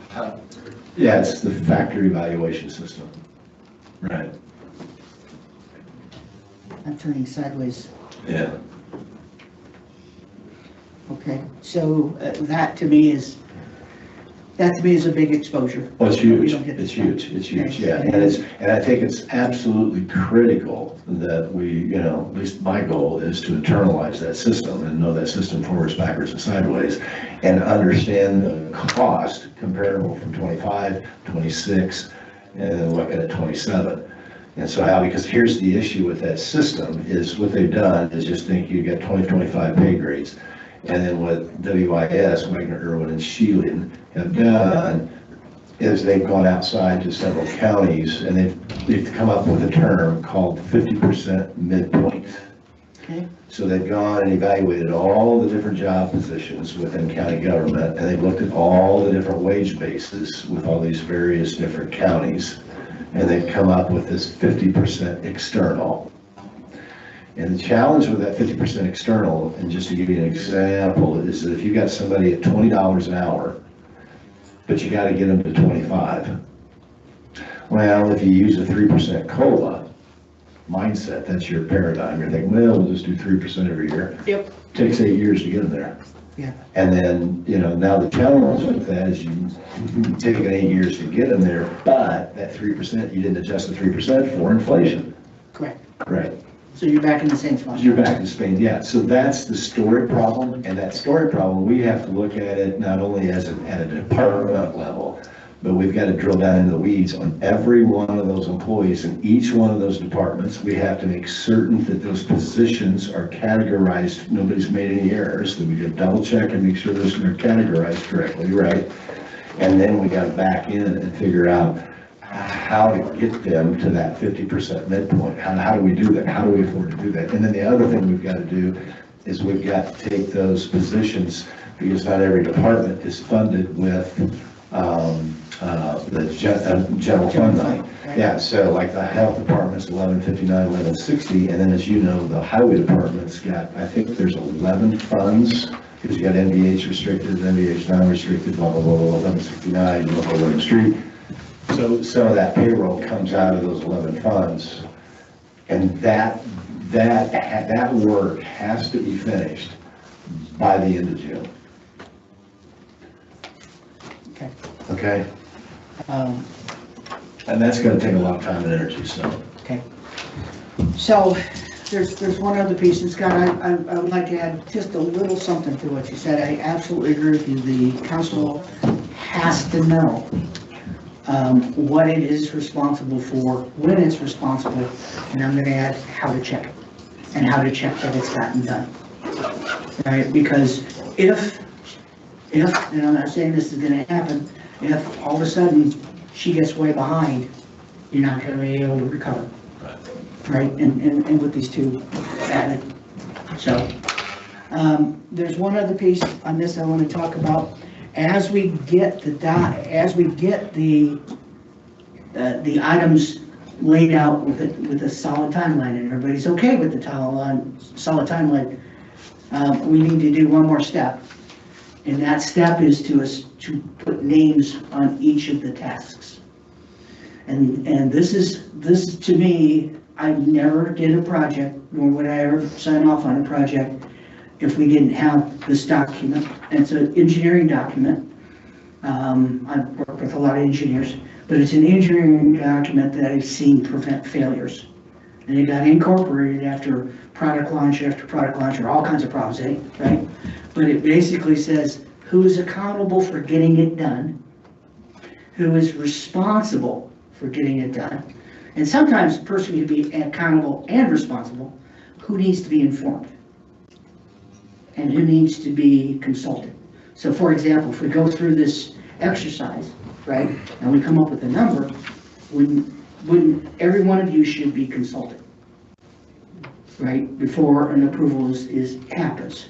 So this comes to be one of the most difficult parts of any planning process, but if you don't do this, you really run the risk of happening. And I use one example in like planning an event, right? If you have an event that's outdoors, if you don't assign a specific person to bringing tables, you get to the day of the event and you find out nobody's ordered tables, and you're in big trouble, right? And that's a simplistic example, but it gets way more complex if you don't do that. So from the council session, the next council session you guys meet, I'll probably be absent from that one. But then after you guys go through, make sure you got everything, set your timeline, I'd like to be part of the RACI creation. So do you have training on how to herd cats? Yeah, it's called RACI. I know you're being facetious, I'm not. This is. And then Julie, did you hire him in the auditor's office for, just this year? She's trying to throw me out, but that's okay. So the other thing we need to do, and I think, remind me, I know we approved our attorney contract at the last meeting. Remind me if we did our financial consultant contract at the last meeting? No. We did not, okay. No. So we need to get that moving. I have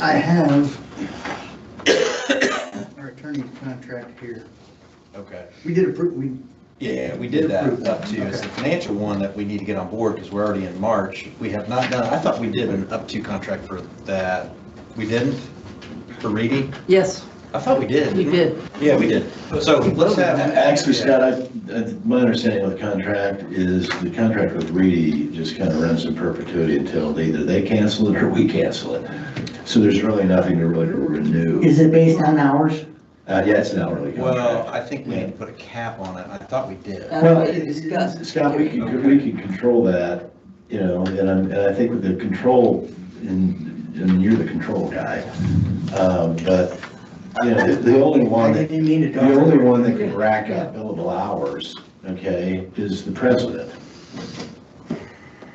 Well, I still think we need a cap. We need a cap on it. So if we get to, okay, 300 grand. so if we get to the About point, 1% of that. Yeah. so I'm not sure what fund that would be, but that would certainly be a fund you would want to reconcile and see it every single month. Yeah, and so, Okay, so I want to just make sure we as a council, because we are approaching the end of March, our budget process. Ed, scroll down to that March 1st, first deadline for the council, March 1st, we're already behind for projecting revenues, which is our financial consultant's responsibility. We need the financial consultant on board now in our next meeting, reviewing this timeline alongside the full council, making decisions on the full year's process and giving us revenue projections, which that's partial, right? All the revenue projections aren't available yet at our next meeting.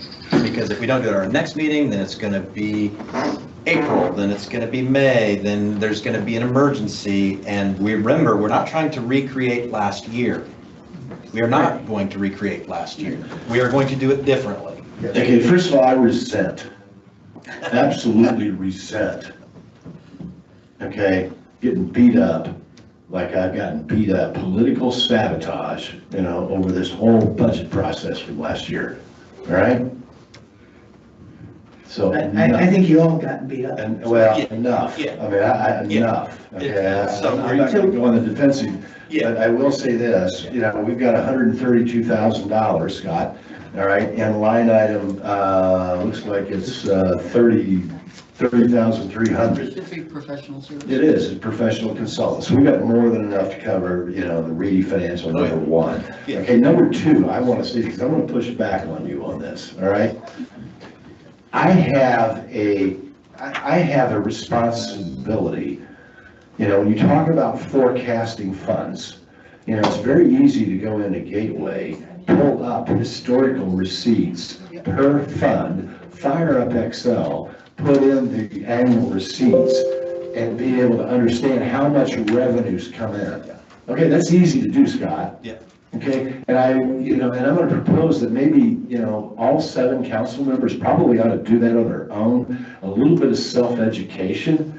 Okay, I don't wanna pay Reedy for something that I can do on my own. Now, if I have a question and I need clarification, so for example, the clarifying question was simply this: Susan Beavers, can you give it in writing that the distinction between an ordinance and a resolution? Or, Susan Beavers, can you give me an idea what are the funds that all share out of the pool of money for property tax, which she did? Yes, she did. Okay, yeah, that was good. I really appreciated that. Very basic, but But, it's helpful. well, but if you don't educate yourself and we all ought to strive to be a subject matter expert.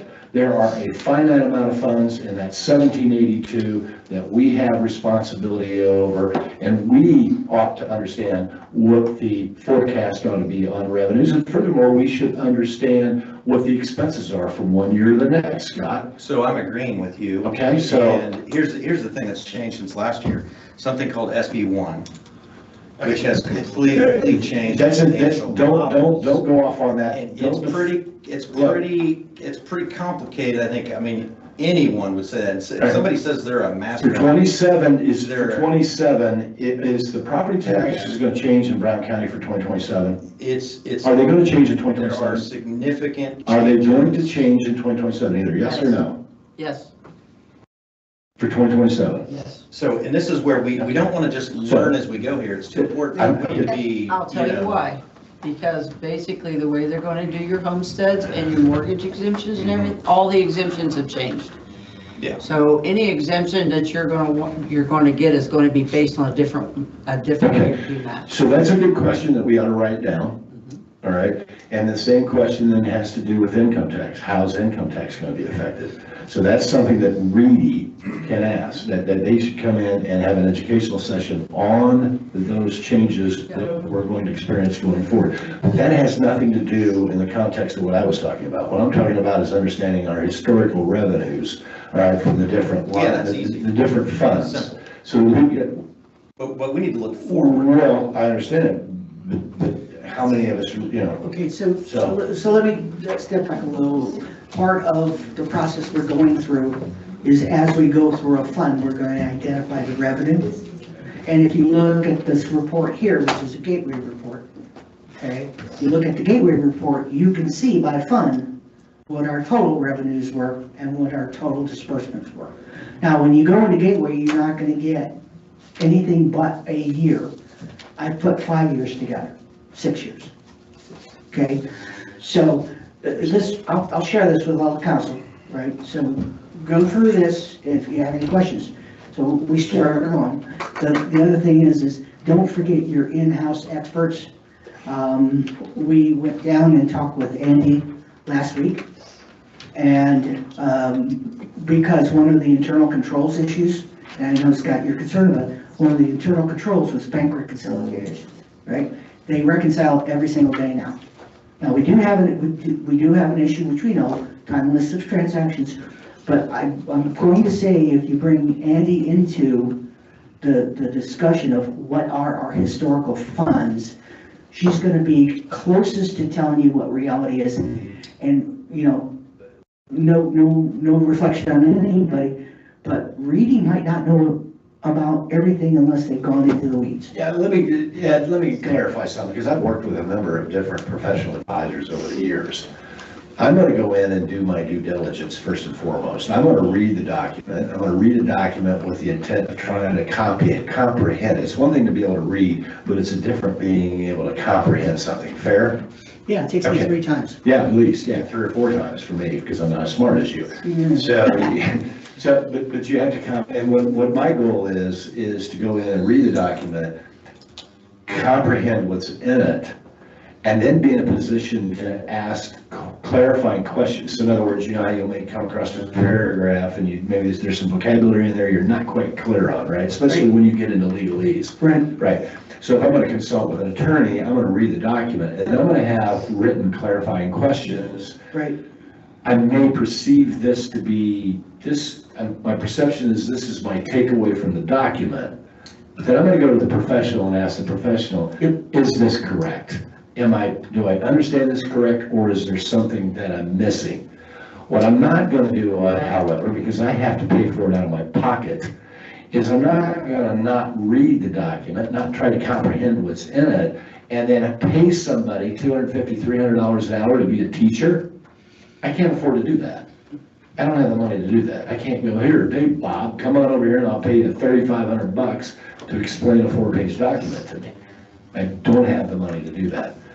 And I don't think it's right to waste taxpayers' money for work that we can do on the front end as elected officials. So spot on. And You with me? Yeah. spot on. I ethically have an issue with that. Okay. Well, you can tell Andy tomorrow that we signed her up. Who is Andy? Signed her up. Andy, our treasurer. Andy, I thought you said Annie. Okay, gotcha. Yeah. Very, very happy with the improvements they've made. That's knocked off one of our internal control issues. And we've probably got about 6 more to knock off. Yeah, good. I thought you said Annie. I'm like, who's Annie? Oh, No, sorry. Andy. Gotcha. I'm with you. I grew up So, in Chicago and I live in Southern Indiana. It's a mess. and if you scroll down just a fuzz to the council, like, I'm seeing we're already behind on May 1 projection, revenue projections by fund, based on what you have here at least. If you scroll down, what else you got? That's, Now, so you're still filling this in? well, that's the next step. I took a stab at pulling everything together. I ran it past this lady here, I ran it past him, and they went, it's a good timeline. And so that next session that you guys have, this piece of the document needs to be completed. Yeah, because And there's no then- dates on here.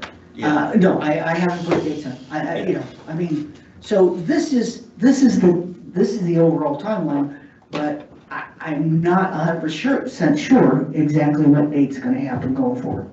So that's something you guys are gonna have to decide when your council meeting is, when you're gonna meet with the different entity, departments. Thank you. So that's something you'll have to, and then I will assist in going through the racing. Because that to me is very, very critical to make sure this goes so well. in terms of the timeline Reedy provided us, are there new items on here, or is that timeline? If it wasn't in the state requirements, if it was in the state requirements, I went back and knocked it off of Reedy's form, because it's a state requirement, right? If it was something that I'd seen before and Reedy had it, I knocked it off. If it was a Reedy item that I didn't get from those 2 sources, I put it in. So in other words, I took Reedy and kind of said, okay, this is covered by the state. Probably the best example are, these taxpayer notices came from, the code came from Reedy's document. So yes, it aligns with what Reedy has, and if there was something on Reedy that we didn't have, we added it. Okay, so if we have Reedy at our next work session, That was my next question. Do we want Reedy at our next work session, and what do we want them to provide? Details, if I'm going to contact them. I think they've already got a timeline for us. I think we should send them this. If you think you have something that they should review, that we should pay them to review, in addition to what they've already done, then we should send that to them. That's what I was trying to ask you. What, is this the same or different, or? Greg asked Reedy to give a timeline for 2027. This is essentially includes their timeline, but we pulled some things forward. Gary, you mean, or Greg? Gary. Gary, okay, thank you. So I think we should ask Reedy to be at our next meeting, guide us through the timeline they've already done for us, apparently, and have council discussion on how we would like to engage department heads and others through the process as a start, and then set the calendar for budget work sessions outside of those department head meetings. I think every meeting we have as a council, at least work session meetings, should be devoted a third or all of it to budget preparations and discussions. And so, as I mentioned before, I think really at those work sessions, we should be calling in the department heads. I mean, early, I don't know that we need to wait until 3 months later to, maybe we just. No. now. So, We call them in before they submit the form. once, and then just take on the second I'm step. so pissed. Yeah. I'm gonna walk out of here. Okay, Scott? so, Yeah, You're pushing me. it has nothing to do with you, Jim. I don't know. But why yes, you're- it does. Oh, it does? I Yeah, must it have missed does. Yeah, it does. something. Yeah. You Okay. have this. Yeah. Does the council have this? Have you picked it up and read through it to comprehend it and understand it? Have you actually read through it? Okay, Several times. because let me ask you a question. Then I would highly recommend that every one of the council members, and I apologize for getting a little frustrated, all right? But Scott, we have the factor evaluation system. We had a special session here. You're talking about bringing in Lori Sheelan, are you not, in April? You kind of moving in that direction based off the email you sent out? Okay, our labor cost, all right, is the largest expense as a county that we have, all right? As far as the budget is concerned, these departments, those departments' budgets are really not gonna be that different from one year to the next. And all you gotta do is go look at the departments, all right? So to spend an inordinate amount of time rolling through these department heads and talking to them, what we have to look at is we have got to take a hard look at the labor cost, because that's the most expensive part of the budget. And furthermore, we're talking about, we spent $45,000 to have Wagner, Irwin, and Shealy come in here and propose that. How much time have we spent collectively, the 7-member council members, setting down and working to make sure we understand the factor evaluation system? How much time have we spent going through each department and looking at the labor cost of each department and understanding from here's where they are versus this is where we've got to get to? Have we done that yet, Scott? You're agreeing with me again. Scott?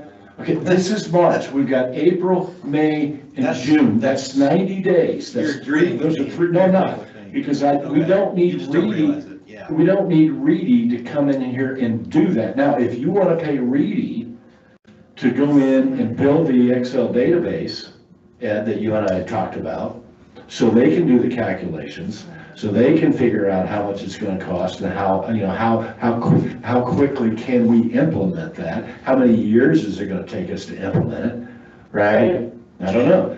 How many hours is that going to take? Probably 24, 25, 30 hours, probably at least. I was gonna say probably 50 at max. 50 hours? Yeah. Yeah, 50 hours, what are they, 250, how much are they an hour?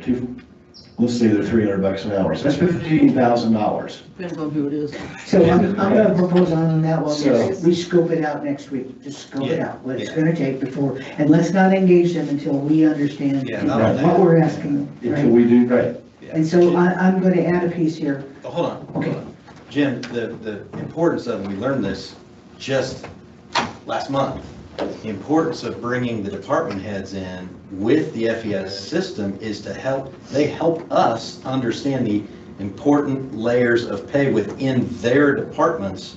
So we target our pay. Until effectively, right? We just learned that.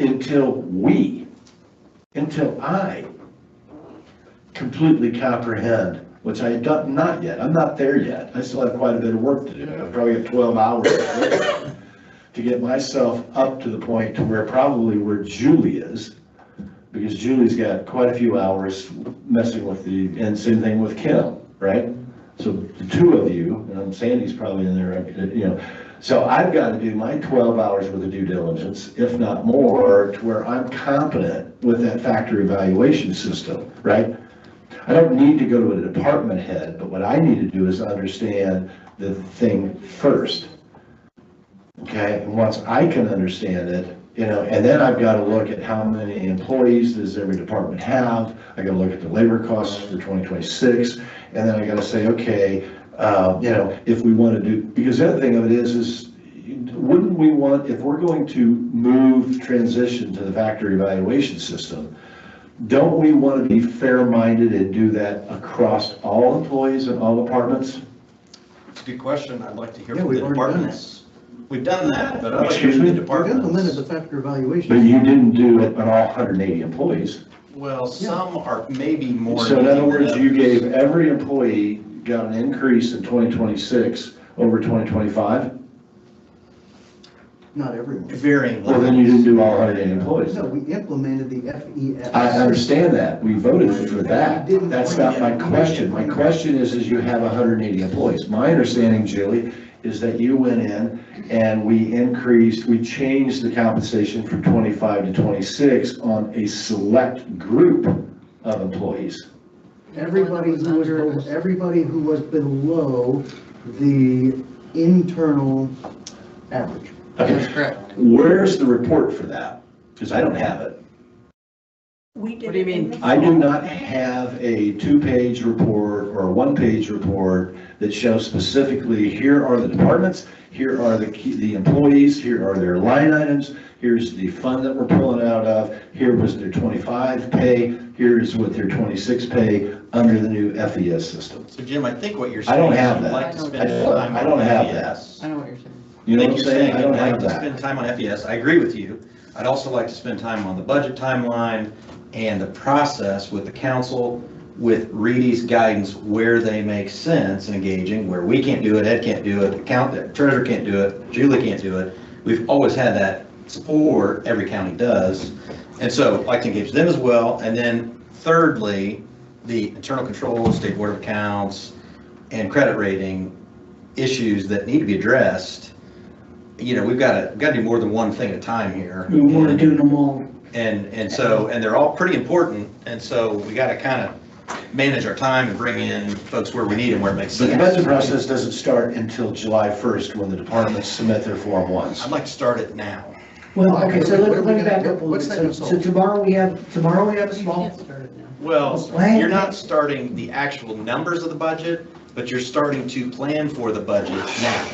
okay. Or we can wait till the last minute and do it all at once, which usually doesn't work. I want We to work focus throughout on specifically on the FES system. Okay, well, that takes me back to the salary ordinance before everybody gets frustrated and leaves. We had a salary ordinance at our work session that we all agreed we had hammered out. We had the details, we had it done. We were gonna get this resolved at this meeting. Correct. I said, does anybody have any concerns or questions about it? And that was, nope, sounds good, we'll get it done on our meeting. And now we're sitting here with a 3-3 vote and we do not have a salary ordinance again. This year's salary ordinance in March, and we don't have it yet. What's everybody's problem? What do we need to address on this to get this solved? Well, first off- Everybody who voted no specifically, what, First off, I told you that I abstained Right. at the work session, okay? I abstained from it because and I told you in the meeting a while ago, we went away from the WIS evaluations. well, there's some of them we had to tweak, and that was explained at the last meeting, why we had to go away from it. We, as a group, do not have the ability to evaluate the risks and those types of things in those job descriptions that assign a salary to a position, okay? We do not have that ability. We have not had that training. We could spend weeks trying to learn that. It is huge. I have had some training on that many years ago, and I mean this much training. It is huge. We made some decisions, not me, people made decisions on people, not positions. I ask, in our work sessions, those job descriptions were sent to those department heads, and every department head was supposed to have looked at those. If they had questions, they were supposed to send it back to WIS. I have spoken to WIS. She called me. I didn't call her. And she said that she spoke to department head after department head that had questions. If they had questions, she said she spoke with the judge, she spoke with individuals, and she said, you know, we went in and we changed everything. We opened a can of worms when you all went in and you dropped people's salaries. When we don't have the ability to evaluate that salary based upon those positions. We don't know how that works. We do not have that ability. And that is why I voted no. We paid experts to do this, and we just threw it out the window. So don't yell at me for saying no when I have been trying to explain this all along. I was not yelling at you. Judy, can I ask? Yes. Can I just, because I think I heard what you just said, but I want to make sure I understand what you just said. You have the job descriptions. Yes. And then you have to categorize that job description based on that, you know, CompPod or whatever it is. Well, there's 6 different. Yeah, there is. Right, and then under each classification, there's like 4 different, based on scoring. Okay, some of them have to. And so, hang on a minute, I just want to feed this back to Judy, because I think I understand what she said, but I just want to make sure I understood it. Is you got the job description, and then you got to tag the job description with that category. That's one part But of the it. real big part, is the scoring of that job description, because then that gets into A, B, C, D, which influences the pay. It does. And what I also think I heard you say is that your perception is that we assigned the category, scored the thing, but it wasn't necessarily based off the job description, it was based more on who the employee is. Possibly, yes. Possibly, right. And the other right, thing is right. and Is that basically what you said? it kind of, and Okay. also you have to, Okay. let me finish. There are risks, and I'm going to throw this out there. You have risks that a police officer will have, and that risk is going to be scored differently than a risk that, let's say, the auditor makes a mistake in the auditor's office. Yes, that's a risk, but that risk, she's not going to get shot. I mean, she might go to jail, but she's not going to get shot. But that's a risk, and it's weighed differently and scored differently than a police officer who might get shot. Does that make sense? Yeah. And we don't have that. We don't have anyone in the county could do that. Exactly, and Right. that's why we pay these experts to do it, and Right. we should not be doing that ourselves. Right, because I asked that question, if you remember, I asked this question back on the special session meeting we just had here a week or so ago, that do we have the ability internally, the competence internally, to score it ourselves, or are we handcuffed to WIS, to where we've got to pay WIS? And that's why there are companies out there. That's why we had DMG to do it the Yeah, first time. okay. And when we had DMG do it, they even told us that initially, you know, every 3 to 5 years, this needs to be reevaluated. And we threw it out the window, we came up with 19 pay grades. Okay. And this is exactly what we're going to do now. No. So your fear is we paid this 50 grand to do this. We passed the ordinance to go ahead and implement it, and then we don't understand how to do it. And so we just go over and start using it as a pay grade system again. Exactly, basically. and I'm going to throw this out here Yeah, that's as a good well. point. That's a And valid also, point. if you allow department heads and employees to learn how to come in all this, they're going to learn how the verbiage Yep. to put in there to score it higher. Yep. Employees don't tell us how to pay them. Thank We give them the pay. Right. I Gotcha. bet you at Cummins, the employees don't tell them No, how much HR money. doesn't. Yeah. Absolutely. Right, I'm with you. Okay, we're on the same page. So, I'm off my soapbox, sorry. 11, 12, okay, so in the timeline, 13, 14. I just put in Well, anyway, salary ordinance input. But before we do that, we need to get the salary ordinance resolved. So what is, I heard from Judy, you said you weren't gonna vote on it, or you said, so your suggestion is go back to WIS, bump because we had a couple people who the salary study came back and put them thousands of dollars above where they should give them a multi-$1,000 raise. And my What we question did was, was one brought of them that- was the judge, and I said, why did you not take care of this Right. back then? So do you, are you saying then you want us to bring Wagner, you give the salary ordinance to Wagner, Irwin, Shealy and have them make the corrections?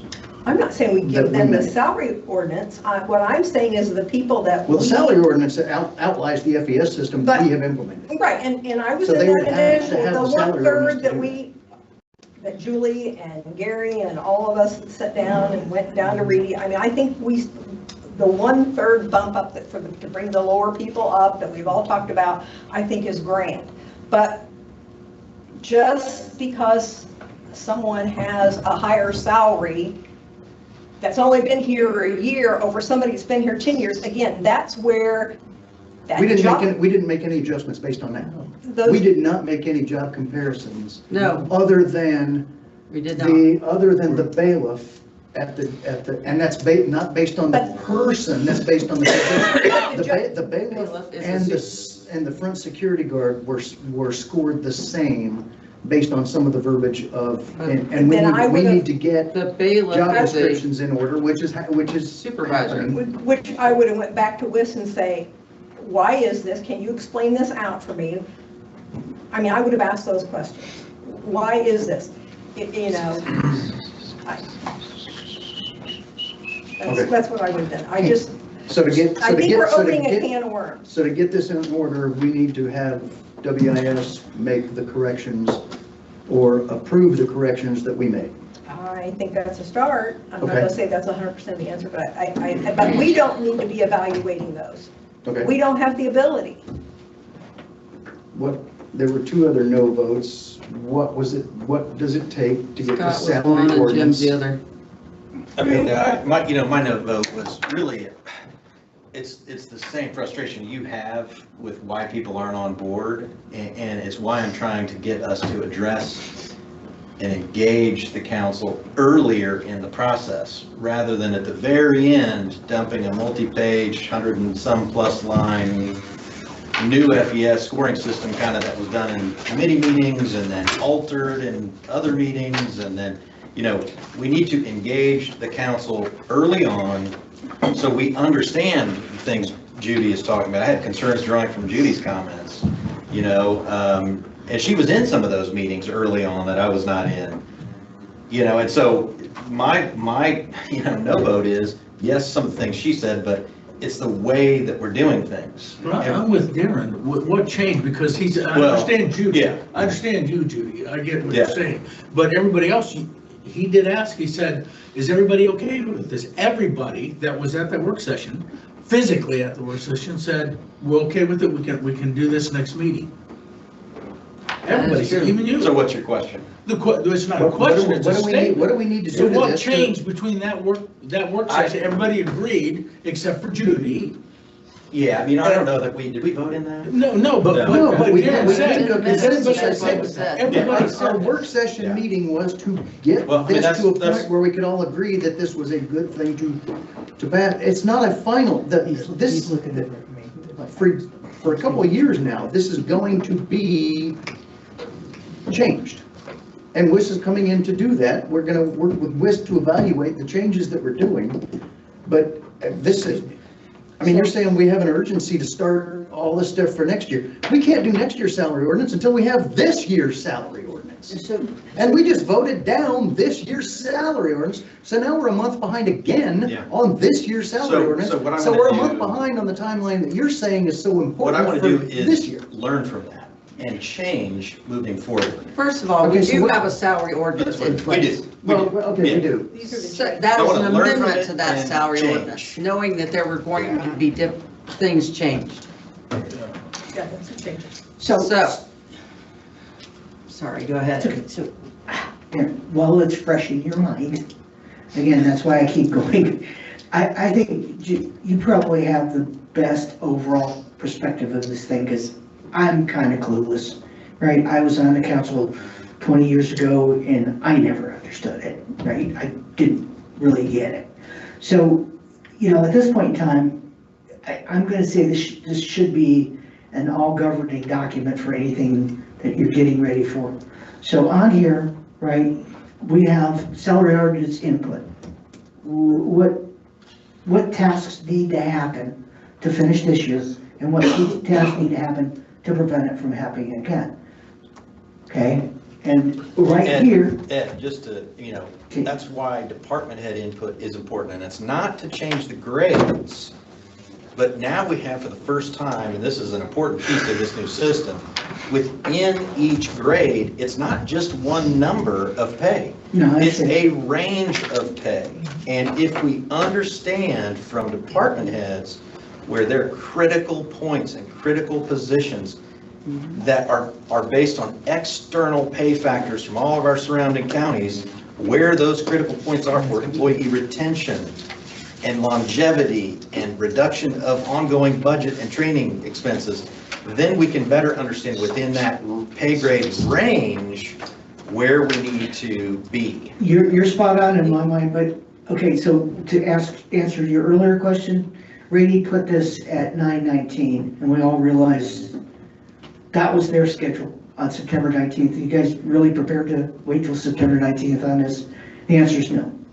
Right, I already know the answer. Well, there's lots of discussion leading up to that. And so the question is when and. Yeah, the question is when and Right. what's each step, and so I'm gonna say that I really believe in these two charts, so to speak, and, maybe you can put together what you think the time or how to do it, but until you got a timeline, it's not gonna happen. Until you got a receipt, it's not gonna happen. And we had a timeline. I'm the one that's responsible for bringing in Reedy Financial, all right? Okay, So it was fourth quarter of 2024. Julie, you remember the day that we brought Reedy in here in 2025. Okay, in addition to that, not only did I work with Reedy prior to for them coming in here, in addition to that, the Commissioner, Tim Clark, and myself and Reedy, two of the Reedy people, met in my office, and we put a timeline together prior to, okay? Now, what happens is that, and then they threw me under the bus and asked me to be the quote-unquote chair for the finance committee, because the county had never had a finance committee before, right? And you know what? Tim Clark, Gary Hewitt, and Darren Bird were on the finance committee. You know how many times these people reached out to me? Zip, okay? I will say I did have Hewitt came to my office one day because it spent 4 weeks putting together that 180 labor cost that I sent to you, the two of you, to have you go through and approve, because I had to understand exactly what our labor cost was, because if I remember, it was you, Scott, who, because we made a motion and approved it, that the budgets for 2025, when they submitted the Form 1s, Scott, were to be at 95% of the 2024 budgets. Yeah. Correct? Yeah. Okay. Well, in order to do that, you have to understand what 2024 labor costs were, or excuse me, 2025 labor costs were, so that you can look at the delta between what they put in on their Form 1 for the lines for every employee they have in those departments. So I spent a whole month putting that Excel spreadsheet together. You with me? Never got any help. No one, and then the other thing, and I want to finish this, and I want to get up and walk out and go home, because I'm getting tired. I'm going to say this. a little cranky too, but that's. I'm a little cranky. Yeah, my frustration level right now is about an 8. I'm not mad, but I am frustrated, okay? Reporting, okay?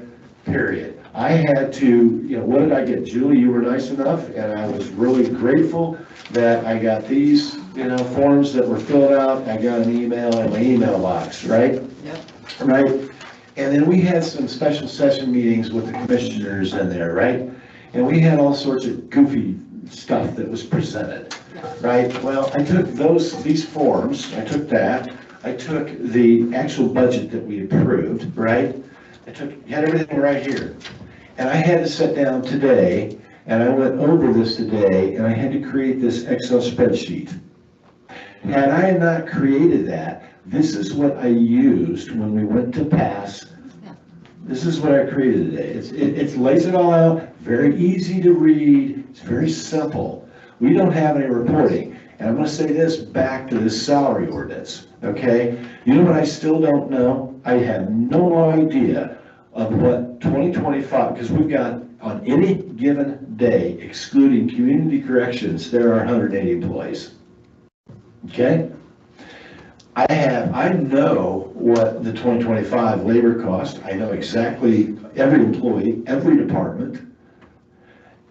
What I don't know is what you all did for 2026. I have no idea. I have no idea what's in that Excel spreadsheet that Julie emailed me. Because in order for me to determine, is gonna require me at least probably 12 hours. And I'm gonna have to do it because it won't get done. Nobody's gonna do it. So I'm gonna have to go in and do the work so that I can simply look at it and go, okay, by department, by fund, here's the employees, here's how they categorize them based on the new FES. Here was the old pay grade they were under. Here was the salary based on the old pay grade. Here's 2026 FES. What pay grade, what's the delta between 25 and 26? Because what I'm trying to solve for is I need to look at the department level. I need to know the labor cost by department, because the sheriff deputies is the single most expensive. Highway department's pretty expensive, and so is the health department. I've got to look at 26 or 25, 26, understand the distinction between the two. Got to do it by department. I got to look at it at employee level. I got to look at it by fund level. And then I got to go in and look at 27 and say, okay, how do we implement 27? And that freaking salary ordinance for 27 really should be done before July 1st. Yeah, that's the deadline, July 1, okay? Because that way you get that salary 2027 salary ordinance wrapped up by the end of June, okay? Get your head wrapped around it, get it done. Then doing the rest of it is really pretty simple, okay? Because you got the other discretionary spending areas. So, Jim, do you need any input from department heads to get to that salary ordinance decision? Do I think what? we do, right? No, Judy said it earlier. We are responsible for labor costs, not The elected official, I mean, so, let me ask you this, Scott, is this council, is the Brown County Council Board nothing more than come on in, give us a good pitch, and we literally rubber stamp everything? Is that what goes on? Is that what this is? No, that's not what I do. Okay, here's Or- what, or- okay, or- hold on, here's where we're at right now. We've got, what you're talking about happened. The department heads came in and met with Julie. This is the input, these are the things that we see that are wrong with the salary And they ordinance. didn't the base range it on from- the person, they No, based it on the job. It's on the job, it's That's not, right. nobody was changed because of the person. That's right, and that was helpful, And that's what I am That was opposed to, helpful, right? we're not setting this based on the people, we're setting this based on the job, Yes. on the job. Yeah, that's what. So nobody was It's not changed by getting the right person. here, because it is getting So, stuff. Scott, what you're saying Yeah. you want to have happen It's has not already the whole time happened. we've been here. Oh, man. Well, I'm saying it was helpful, and I think it would be even more helpful moving forward as we move forward. it seems to me like, it seems to me if you push back and you say what should have happened, let's detail out the steps of what should have happened, and let's put a responsible person on it. Forget about what happened in the past, what should have happened, and then then you're prepared to do it properly. But you need the elected officials really need to be consulted because they know what the job these people are doing. Which And you that's just, to be which on you their just, job description. If that job description is not correct, It's true, I'm not gonna argue I mean, I that. agree, it's just, But- there is more info that would be helpful to us. It's the biggest part of our budget, and not to even ask people who live in that space, their opinion and their input just seems, I'm not a law enforcement expert. I mean, I value that input, and I think it would help us form a better decision. You're a law enforcement expert. Yeah, but I don't think, I kind of agree with them. I don't think asking their opinions, because it's all been done. The job description's done, everything's Yeah, it done. is. The Yeah. questions that were had were Yeah. done with the department heads. It was all settled, it was Yeah. all explained, and it was, I thought it was all clarified, except for one person, which I respect that vote, I do, that there would be enough people to get this done, but evidently there's Yeah, I did. not. But we Yeah. do this all the time. We beat the horse so bad, we can't even kill it anymore because it's already dead, and we keep, we're gonna put it in our cooler that's failing, Well, so let's not do that again. We are talking about a new budget and a new year, so it's not just, we don't just use the same numbers and the same, you know, gotta keep moving it forward, No, you know? well, the numbers come from us. What you're asking from the department heads Right. has already been done. Julie Like this. spent all that time. Hold on, let me Yeah. finish what I'm saying, so I can get the three timelines here put together. That Julie did that. She met with everything that has been adjusted or needs to be adjusted that you're talking about has already been done. What we're gonna do is have the department heads come in and say, okay, are we still doing the same thing you wanted last year? Yeah, we've already done that. There's no need for that to happen. We are looking at numbers, Jim, to your point. What we need to do is we have this year's salary ordinance, the amendments to it will guide us, because this did what you just said you want to have happen. So we cannot do the 27 salary ordinance until we get the 26 salary ordinance amended correctly, which answered all the questions you had. Now it's up to us to take the 27 salary ordinance. And you know what I want to know? adjust You know what the I want to numbers. know, Darren? What? How many employees? We got 180 employees as of June 30th of 2025. Okay, we've got 26 departments excluding, animal control and school resource officer. How many employees do we have that their compensation is at the same as it was in 2025? How many employees? And in what departments? We don't know yet. That's what. See, I'd like to really know that. Yeah, that's a really important thing. How many employees are currently, right now for 2026, their compensation is based off their 2025 wage base? The only thing that changed, I'm about to answer that. No, I know what answer is. You put it in writing and you put it on paper. I'm tired of superficial, anecdotal conversations. If we're gonna have conversations, I want it in writing, I want facts. I don't want somebody just throwing out stuff and we don't have anything to support it. I'm over that. I'm just not even gonna engage anymore. So I wanna know, how of the 180 employees, how many of those employees in which departments their compensation is the same as it was in 2025? Who are the employees that got raises for 2026? All right? And how do we take these employees over here that are setting at 2025 wages with no cost of living adjustment, because we didn't give it to them, and how do we increase their compensation? That's the story problem. We don't. And I don't want an anecdotal, subjective. No, this is not anecdotal. This is what we, hold on. Hang on. I want it You're talking in writing. theory, hang on. I want it in You want writing. numbers. I want it in writing. I've been here 39 months. I'm emotionally bankrupt. I I'm know. emotionally bankrupt with the superficial, subjective, anecdotal conversations. And if we're gonna have conversations, put it in writing and let's get the data and make sure we've got the facts so we can have a rational, objective conversation. So And until that that's happens, based on data, right? yeah, Okay. that's just what I just said. So if you Okay, go to the so- AFR. Okay, yeah, Ed, I don't need a training program. No, right no, now. I'm not trying to train you. I'm trying to tell you. No, I don't need you to train me anything right I'm now. not training you. I was I'm just having a saying. conversation with Darren, You not have the you. data. I have the data, but you know what, Ed? I'm gonna have to go do the 20 hours worth of work in my office in order for me to be able to get the information that I need to create it in a report, okay? Okay, can we get back So, on track? I'm gonna motion to adjourn because I wanna get out of here. All right, so I'm going to show you It's anyway, 8 just so o'clock. you I've know, been here too long. you have the data for the last decades for every single employee in Brown County.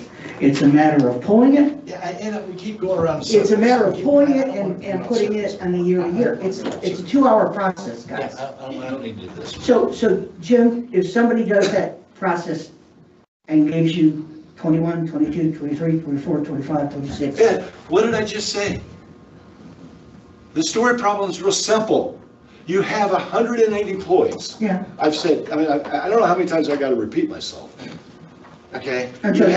have 108 employees. You have 26 departments. That doesn't include school resource officer, animal control, blah, blah, blah. There's some stragglers out there. Or community corrections. Because community corrections doesn't matter because we don't have to pay for them. But we have 180 employees. We did not give a cost of living adjustment, okay, from 25 to 26 for all 180 employees. Did we, Julie? No, we didn't. But what we did do is we selectively went in and said, oh, gee golly whiz, because what you told me at the special session meeting that we just had a week or so ago is our rationale behind it was we were going to look at a 3% cost of living adjustment based on XX. Well, that's my That was rationale. okay, and then we're gonna take that money that we would have given to everybody, but we didn't do that. Instead, what we did is we went in and made a very subjective decision-making process, and we isolated few employees, I think it was 11 to 15 people total, all right? And we went in and we bumped their wage, because what I've heard you all say is we took the people, kind of a few people, and they were at the bottom, and we brought them up. We did. Okay, all right. I don't even have a report that shows who did you give the increases to? I don't have a report that by department, I can't look at it. Okay. Okay, what I do have is I've got an Excel spreadsheet that Julie gave me, but I'm gonna have to spend, at least 2 days, if not longer, to do the work, the data work on my end, just to answer a You mean few this? basic questions, okay? The ordinance? No, you're not listening. I want to see 25, No, I know what you want. 26, 27, okay? Okay. Because the story problem, what we have to figure out is the general fund is 10 million a year. It covers basically 2/3 of the labor costs. What questions do we have? 2/3 of the labor costs are coming out of the general fund. You got the highway department and you got the group manager. I'm with you in your concerns are right, but we have the data, is what I'm telling you. The data is right here. Yeah, I know, but I know, I've got to do the time on my end and do it myself in order to get the reporting. Motion to adjourn, yeah. Darren's got a couple of questions, I guess. Are we having Reedy at our work session? I think we have to. What for? What's the purpose? That's what I'm asking. Budget timeline, assignment of duties, understanding who's doing Now, what. Scott, I think we got to hammer, I mean, I'm sitting here trying to bring it up, I've had to circle back over and over and over again on labor costs, and you keep going off in a completely We different can do more direction. than one thing. No, we can't, Scott. The amount of time and energy, let me ask you a question, Scott, have you picked up the paperwork that you've got from WIS in the fourth quarter, and have you actually sat down and taken 3 or 4 hours to study it? Could you stand up and do a 45-minute presentation on, don't laugh, can you stand up and do a 45-minute presentation on the factory evaluation system? I wouldn't want to, but. Well, see, that's a I problem. mean, That's where you and I disagree. What does that Okay? have to do with what our next meeting? The topic, we have to spend the time discussing this factor evaluation. We can do that. Okay? But what purpose is Reedy? Now, if you guys want to hire Reedy and bring Reedy in, if we want to give them $15,000 to do this Excel work on factory evaluation system and solve a story problem and come and tell you how to implement it, fine. But it's probably going to cost you, he said 50 hours, and I don't know what their labor rate is. I'm not looking for them to do that. I'm just saying, do we want them to? Somebody has to do I it. say no. Who's going to do it? I see what you're saying. Yes. What? Okay. Let's come on. Be careful. That motion to adjourn, I think we had a motion to adjourn. Second. Thank you. You come to you and get some answers. Who seconded? I'd like to have you around. Thank you very much. Thank you, Chair. It's front wheel drive. I Did you second, Patrick? Yes, I do. Hey, guys, good meeting. No, it wasn't. Go home. Go home. Jeez. Hey, be careful. John. All in favor? Say aye. Aye. Get up, it's not really crap outside. But I gave one anyway. No, it was a fucking shoot. Okay. Okay, now that he's gone, no, just, it's just, it's all good. Well, that's all right. My family left with the car. I gotta walk home, so. Oh, no, nobody take I'll drive mine. you to the corner. I'll drive you. Work the timeline. Oh, jeez. If you don't work the timeline, you're gonna have that same.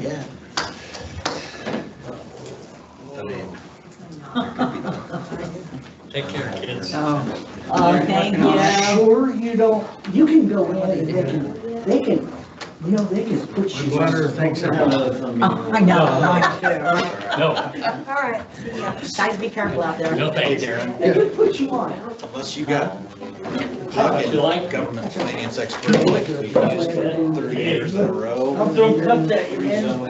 you might as well use the one we already got. And not like 3 months from now, when it's too late, I know. like next meeting. I know. Well, you're the only one that can make it happen, so I hope you do that. Because it's just gonna get worse and worse the longer we wait. Since this meeting. Because it was all done. Just, my understanding is